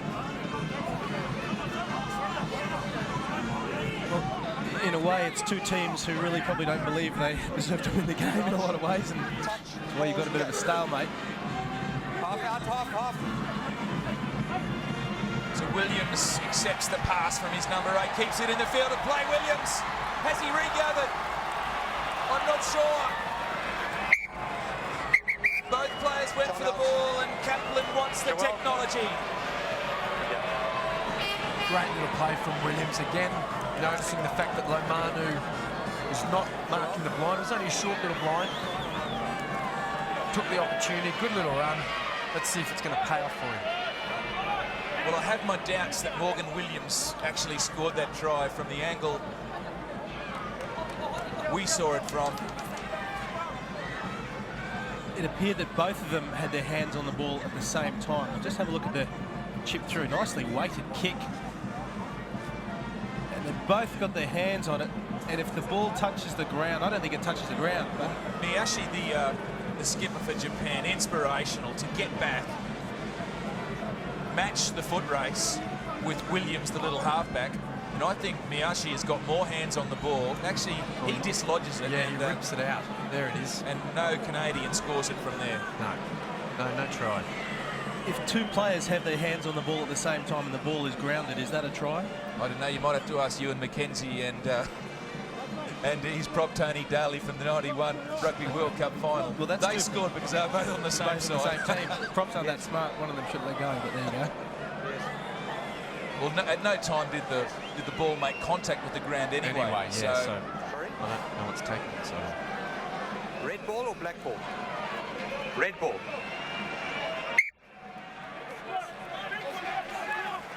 So in theory here, they're saying that Miyashi actually had hold of the ball and it sort of went back inside his own goal line.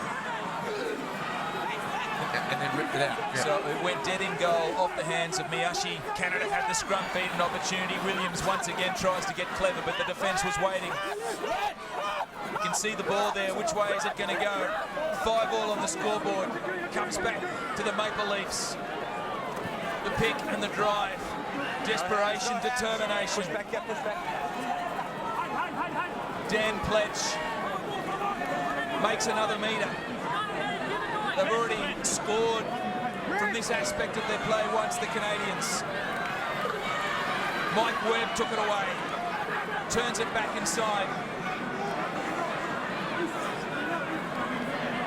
Adam Kleberger for the line. He's very close, Kleberger. Kaplan on the wrong side of the ruck. Williams sticks in. No. Well, once again, Jonathan Kaplan forms the T for technology. He was on the wrong side of that breakdown to see whether there was any downward pressure, so we're going to have another look. I think Morgan stood at the back, picked the ball up and literally moved it 2 inches forward onto the try line. Can you advise me, please? Try yes or no. Well, that's simple, isn't it? It's going to be pretty difficult unless there's a camera directly above that ruck, because I can't see how the referee. You can't see the try line in this angle. So this is Pritchard here. He just points to the spot he wants to take it to. He just picks it up, plops it down. Well, Morgan Williams. Yeah, the video ref can't see where the line is, so I can't see how he can make the decision based purely on that angle. Well, what the referee sometimes asks them is, can you give me any reason why it's not to give this a try? Well, if you can't see the ball, they're short there. The ball is short of the line. At this point, it's a tangle of bodies. At this point, Pritchard just picks it up and tries to get it over a body. Sorry. Morgan Williams. Well, he's a crafty little halfback, Williams. Yes. He's short of the line now. I don't think they're going to give it. I don't think you can if you can't see the line. Okay. Scrum 5, red. Fair call. Can't disagree with that. At 5-all, well, you'd want to see the ball being grounded. To decide a match and a try will be very significant at this stage. This is a great platform to attack from. A nice big blind. So an opportunity once again for the Canadians. They drive it through the scrum. Leave him. Ben Darwin sits forward in his seat. No. Once again, they'll have the scrum feed. Oh, a little bit of banter and play there between two front rowers. Canadians have pretty much changed their entire front row. They're just getting too high. They're letting the Japanese shoulders get underneath and lift them up. They keep their height down. They've got the Japanese scrum, I think, on toast. Okay, bind up. Well, time will tell. Webb in the back. Webb picks from the back. He's met. The defence was determined. McKeary, once again, he's been strong this afternoon. The Canadians get desperate. Okay, hold there. Mike Pletch attempts to construct something. He goes to the right. The Canadians play the bash and barge game. They've scored one already from it. Pletch again. Goes to the right. Mike Pletch driven back by James. Cleans it up. This is Dan Pletch. No hands! I can't believe I'm going to say this. Maybe they should pass it to the backs. Well, again, I admire their persistence. And they're genuinely, again, this is a big difference. They actually believe they're going to score this. Here they come, the ball goes loose. It's play on from Kaplan. An attempted kick from the Japanese. Imamura comes away with it. They should have gone to the backs. Ben Darwin was right. But the penalty to the Canadians. And the crowd unhappy.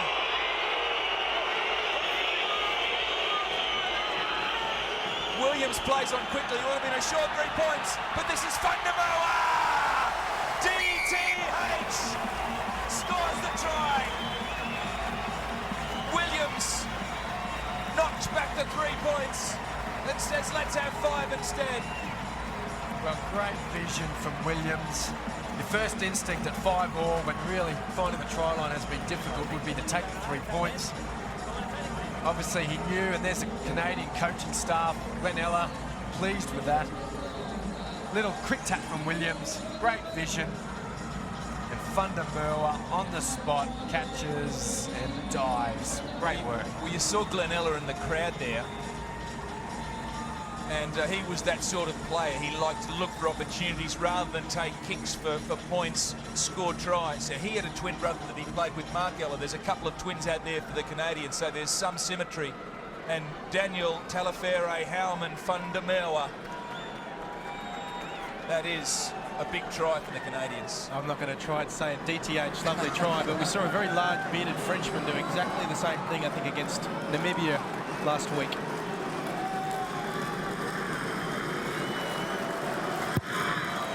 Pritchard adds the extras.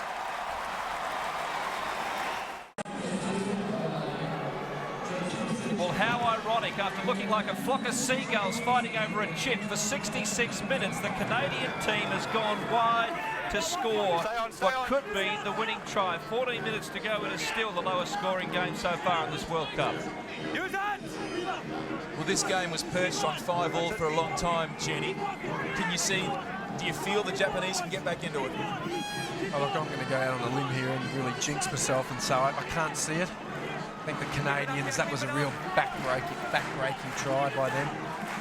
And I think they're just now going to go from strength to strength, and all that energy that the Japanese put into defending their line, that's got to take its toll. I think they're going to be the first team to tire. There's one thing that this kind of play does is tire out the forward pack.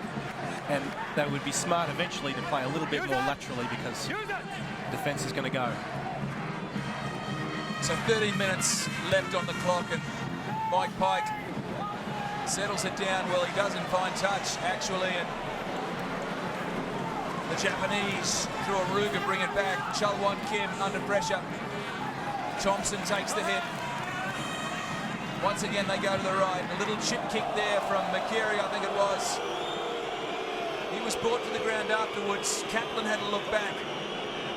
He's happy to let things play on. So the Japanese will need something special from a Kasuki Endo or a Christian Lomanu. I'm not sure they're going to win the forward battle. And the touch judge is going to make his presence felt. Well, it seemed late, but that was slow motion. All right, yeah. I'm not exactly sure the number. It's one of the props. It's just a penalty, probably where the ball lands. Where the ball landed? I'd say. Okay. Well, it's one of the twins. I suppose it's pretty hard for a touchy to tell which one of these identical twins. We all look the same props anyway, but he really didn't move his line at all. He just cuddled it, basically. We've got a block on the kicker, so the penalty is where the ball landed. Nothing, please.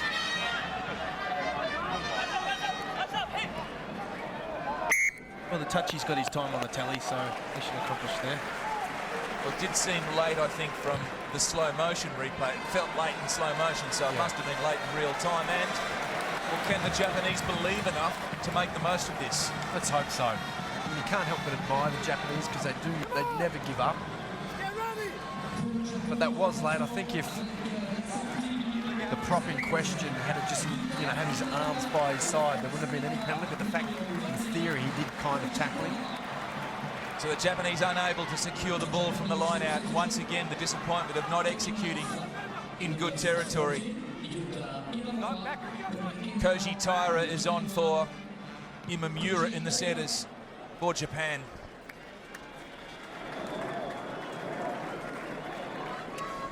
I think it was a soft penalty. We're tactile creatures, props. We like a hug, and just seem to put his arms up around him. It's a big word for a prop, tactile. And Masabara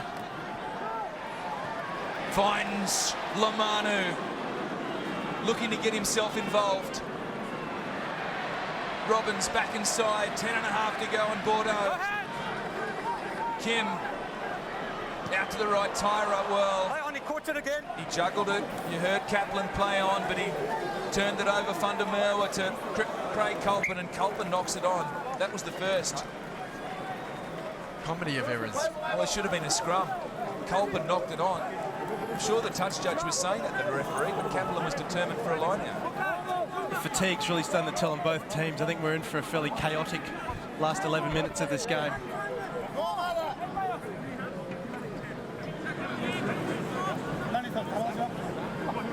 Miyashi, the Japanese skipper, he needs to lead from the front. And he does so. The ball to 2. The left-hand side of the field opens up. Robbins. Onishi out to Endo. The pass finds Goaruga. And the crowd says exactly that.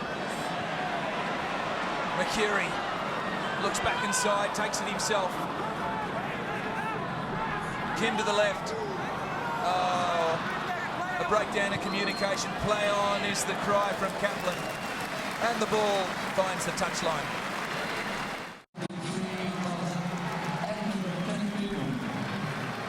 So the Japanese went down to the Wallabies, went down to the Fijians in a close one, and then the Welsh last week. And they're down on the scoreboard against Canada with 8.5 minutes left.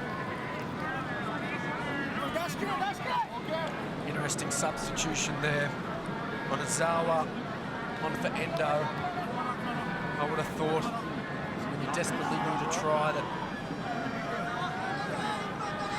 I think that's the maple leaf on the shorts of the replacement. I was confused to begin with as well, but I think it's Justin Mensah-Coker coming on for the Canadians in a moment. Well, that's why it sounded so bizarre. I think if you need to score a try, surely keep your principal try scorer. Well, both sides traditionally wear red jerseys, and I think on this occasion the Japanese, Craig Colvin goes off, and Mensah-Coker, he's a big man as well, 195 centimetres, 106 kilograms. Ryan Smith plays halfback. Spicer off the left, under some pressure, does very well. That's a good touch finder. Terrific reaction to be able to shift off your right foot and then onto your left and kick it out on your own try line.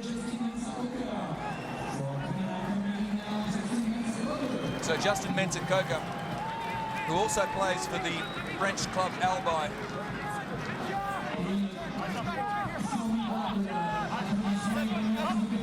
Masabara. Inakushi did well. Robbins. Anishi. Aruga! Well, I'd like to have a look at the replay of this pass, which Jonathan Kaplan has ruled forward, and Aruga. Well, he wants to lodge a protest. Yes, play the whistle. Yeah, I'd like to see it again. I hope you got the call from a touch judge, because let's go. Let's go. I'll tell you what, I've seen passes move forward and that get that going. Marginal, but maybe a little forward. It's important not to pay attention to the line that's underneath, because the momentum is going to carry the ball naturally over anyway. As long as it goes backwards from the hands, it's back. It was pretty line ball.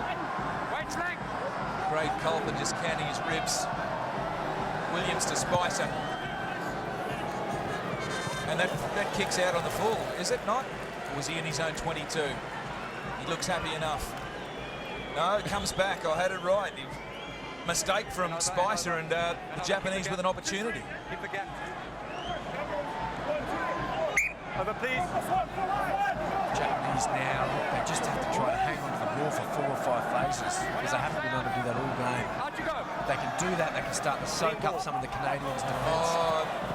Spoke to yourself. The Japanese once again let one slip. Hajime Kiso and Masabara, lack of understanding. Well, the two thought it was off top ball. He thought it was bring down and shift, and it was too late. He'd already gone past. It's just simple targeting issues there.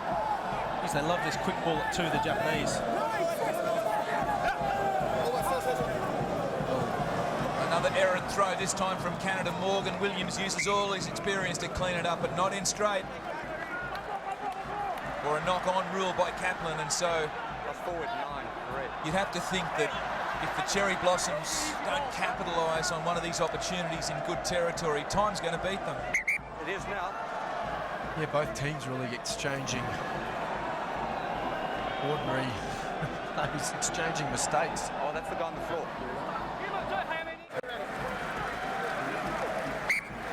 But it's time off here, time on now as they go to set this scrum. 6 minutes to go. Crouch, touch, pause, engage. So with 5.5 left on the clock, the Japanese 7 down, the switch play to the left, Aruga finds the replacement. Onizawa has it now. The pass from Tyra. Kim, the short, flat pass. Luke Thompson took it forward.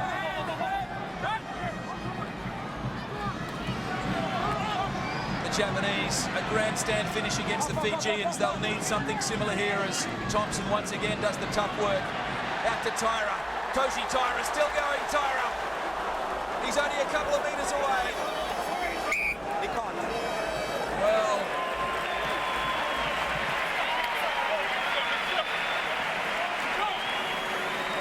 it's that horrible decision-making process where you think, do I go to the line and risk turning the ball over, or do I sit back here? And he decided to go for the line, got stuck facing the other way, and Canadians got the stoppage in play.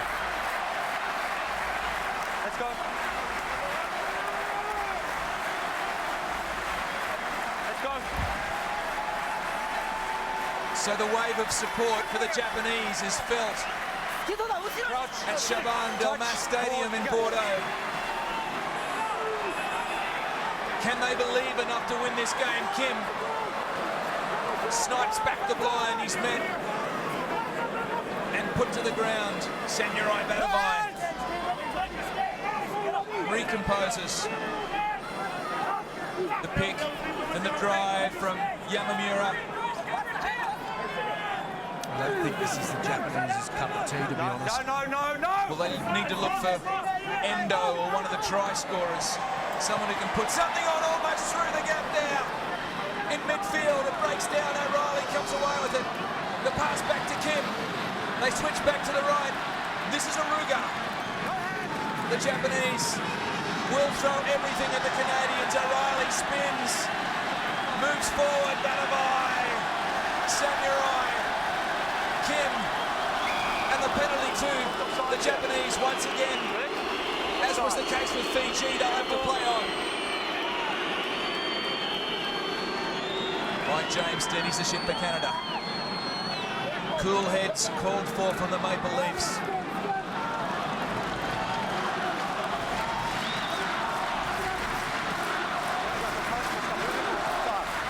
That's the whole time while he's injured, or you want to play? Scrum? There's nothing at stake in this game except national pride, but I'm absolutely loving it because these two teams are just having a crack at each other to the end. All the reserves are on. All they want is a win in this tournament. Great play. Chalwon Kim running a little high this tackle. Let's go. He's at his industrious best there, the halfback who trained with the New South Wales Waratahs for a while. Crouch, touch, pause, and go. He replaced Yuki Yatomi, injured with a bad ankle a couple of weeks ago. And he takes it now, Kim. Onizawa takes it back inside. Robbins inside the pass. What had Japan got? Entry, man on his feet or right to the ball. They've got a penalty against them to the Canadians to relieve the pressure, and the crowd don't like it. 7 entry. Well, they might not like it, but the Japanese have not got to let themselves get isolated. Come into the scenario and there's simply too many Canadians on them. Maybe they should have let it sing a little bit earlier. Yeah, they were just too slow to react to the man with the ball. Great work from Dave Spicer. Saw the opportunity, got himself set, strong open man. Very hard to move somebody when they got that much time to get set. Big play from Spicer. So Josh Jackson gets an opportunity to replace Jamie Cutmore, who broke his hand at training during the week. He was based in Bordeaux playing rugby, Josh Jackson, so The Canadians called on him, and for the next 60 seconds or more, they'll need to call on all their composure to withstand a final onslaught from the Japanese. Through the middle. Okay, leave it!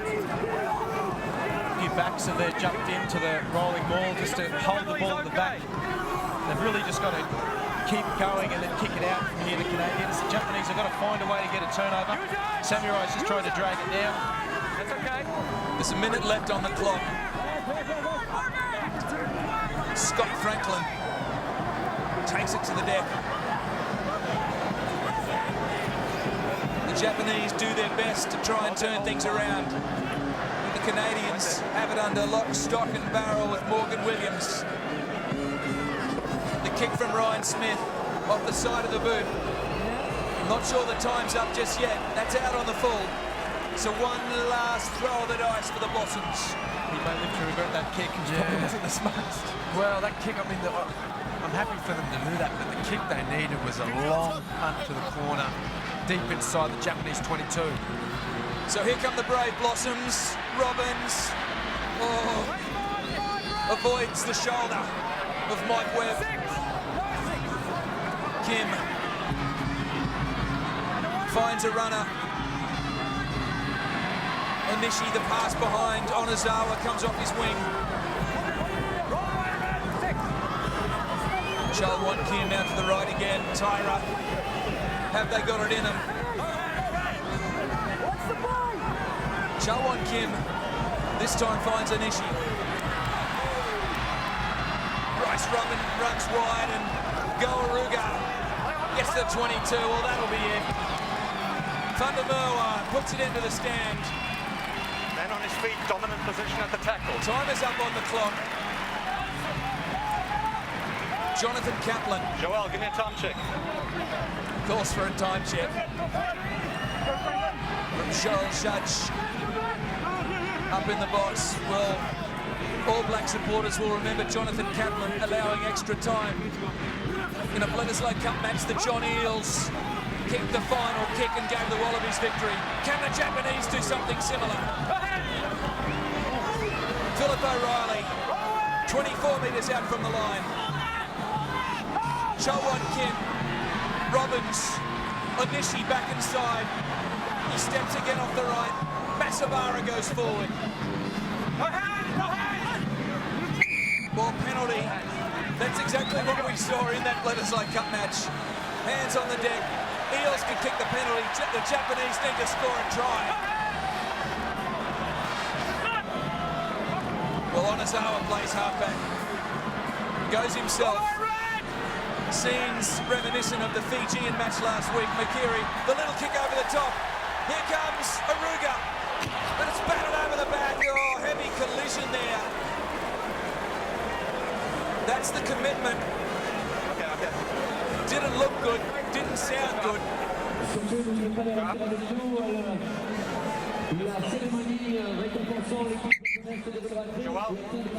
So concern being shown for the Canadian player who saved the day. Not sure what was behind that padding, but I don't think it was soft. Well, they're soccer grounds, so they're fairly tight where the wall is behind there. Looks okay. Morgan Williams, take a bow. Kick was just a little bit overcooked. Makiri. Williams. Bang. Well, it wasn't padding anyway. It was just a full onside. I'm sure a win here will alleviate any headache he has. Perhaps a headache tomorrow morning will be worse than the one he'll have now. Yeah. Might be a few Canadian mooseheads go down tonight. Having said that, they play the Wallabies this weekend. Time is up on the clock. Jonathan Kaplan maybe playing a little bit of injury time. We have seen some in the second half. Well, I think the ball was going to beat Aruga anyway. Morgan Williams, yes. No shortage of courage. Yes. Was there a push in the back? Maybe that's what they're looking at. Sorry, I can't chat. Just say that again, please. Did one of the Japanese get pushed?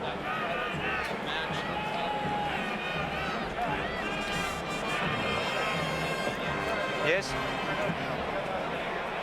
All right. Okay. What's the result? What is the result, Joel? Good question.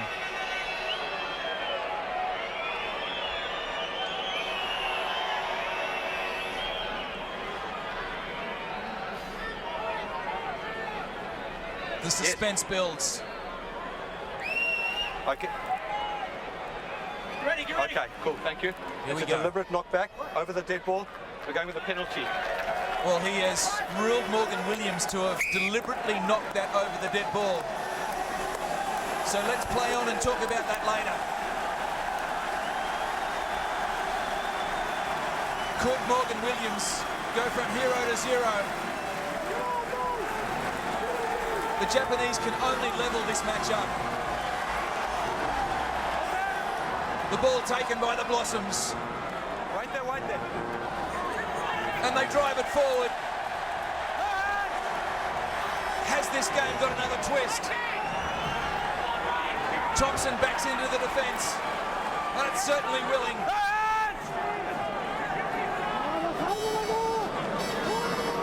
The ball emerges, Masabara lets it.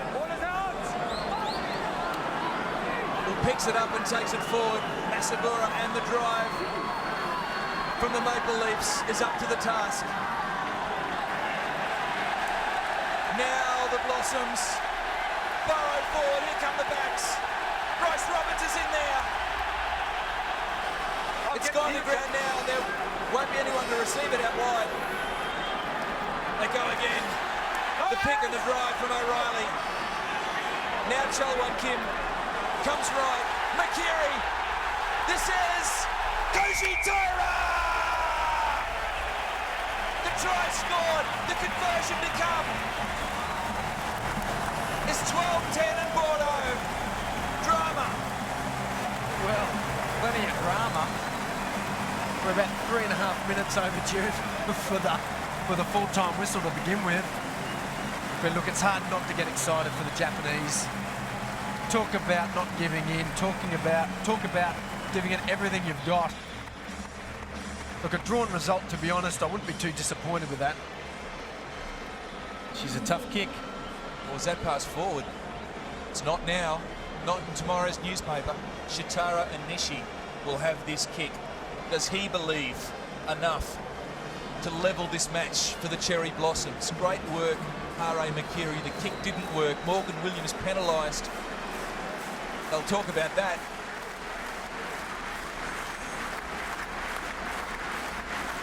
Shitaro Anishi. None from one. Couldn't convert Kazuki Endo's try.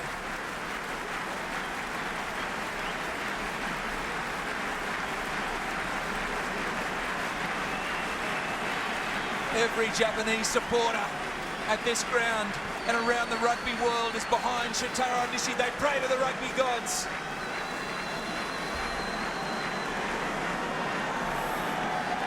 He summons the potential to level the game up. The flags are raised. The crowd go up. It's 12-all in Bordeaux, and the Blossoms celebrate.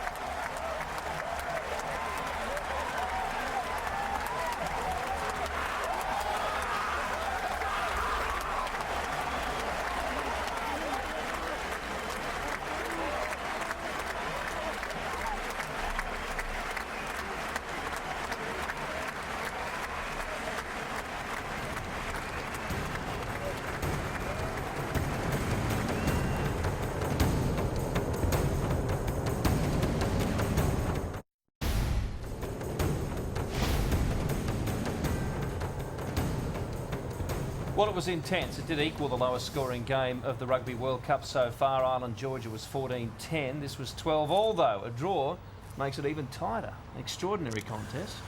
Oh, it certainly was. It was one of those games, a bit like the Fijian match, where it's quite scrappy in the first half and really struggling for momentum, but the grandstand finish saved the day. Canadians love the drive, the rolling maul, the pick and go. and it really tired out the Japanese defence. And as the game went on, we thought they were going to storm over the top of the Japanese. This is a nice little try, actually. But the Japanese continued to hold on.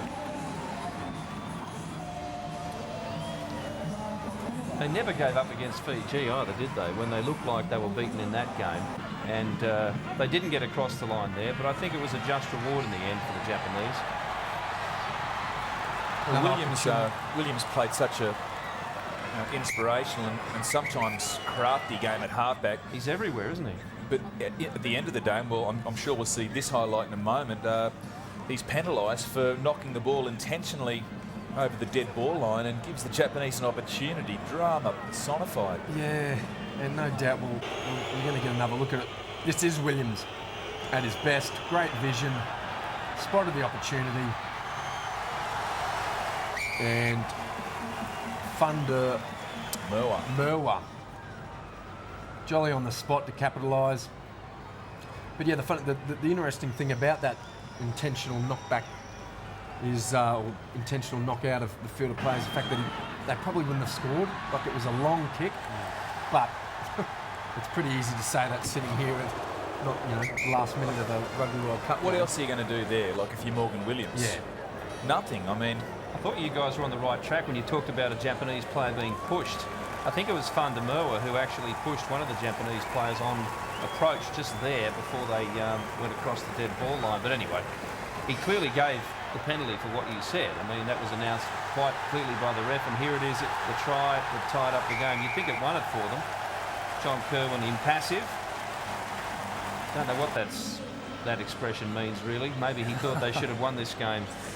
Well, Makiri was fantastic. He put the kick through. That didn't eventuate in a try, but the pass, the space for Koji Taira, and now the conversion. And look at the pressure the Canadians put on the kick. On the previous Japanese conversion attempt, they ran out very quickly and managed to actually put off the kicker, but on this occasion he was ice cool. These are the stats, gentlemen, and the errors finished up approximately even there after a very intense game. A lot of tight rugby, not a huge amount of ball play, was there? Ball in hand, I mean. No, and the possession and territory started to even up as well. It was very one-sided to the Canadians in the first half. The Japanese pulled back. Let's hear from the Canadian captain. Morgan, I suppose a draw in this situation feels like a defeat. Yeah, it's a bit disheartening, but I think morally we took the win from that. Unfortunately, the guys will be a little bit down tonight. But Japanese, like the Fiji game, the last 5 minutes, in extra time there, and they're never going to give up, and we know that. And they came out and they scored a try, but unfortunately for us, but it's a tie. It's not a loss. So. Did you feel in the first half your line-out wasn't working and really getting slow ball at the breakdown? Yeah, I think they're very feisty at the breakdown, so we didn't really work around that too well. And then I think our kicking from hand wasn't too great, and it kind of put us on the back foot. But game's over, so nothing you can do about it now. Well, congratulations, all the best on Saturday. You are the Sock Jam man of the match. Theo Phil, s'il vous plaît.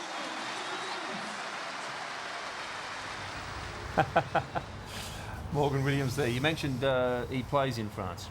Yeah, he does. So he knows what civil play means, but he also knows what a headache means tonight, because, well, it was inspirational that he thought he'd save the day, but not quite. The Japanese came back. And he was bearing the scars from that altercation with the advertising sign as well. Yes, there'll be a lot of talk about that, I think, and we've run out of time to do so right now, maybe at a later time. Let's check what's ahead in this Rugby World Cup. The World and Union, of course, Friday night. We'll have interviews, features and all kinds of amazing stuff from the unpredictable commentary team of McCall, Darwin and Tune. Now, early morning, we've got a massive number of really important games coming up after this. England and Tonga, well, that's the question, isn't it? Then we've got Scotland, Italy. That's the battle for second place in their group. The World Cup review will come to you from Paris. 4 o'clock, note that time, 4 o'clock in the afternoon. That's Eastern time. An extraordinary day of events, both off the field and on. We'll be back with a lot more for you. Stay with us. Bye for now.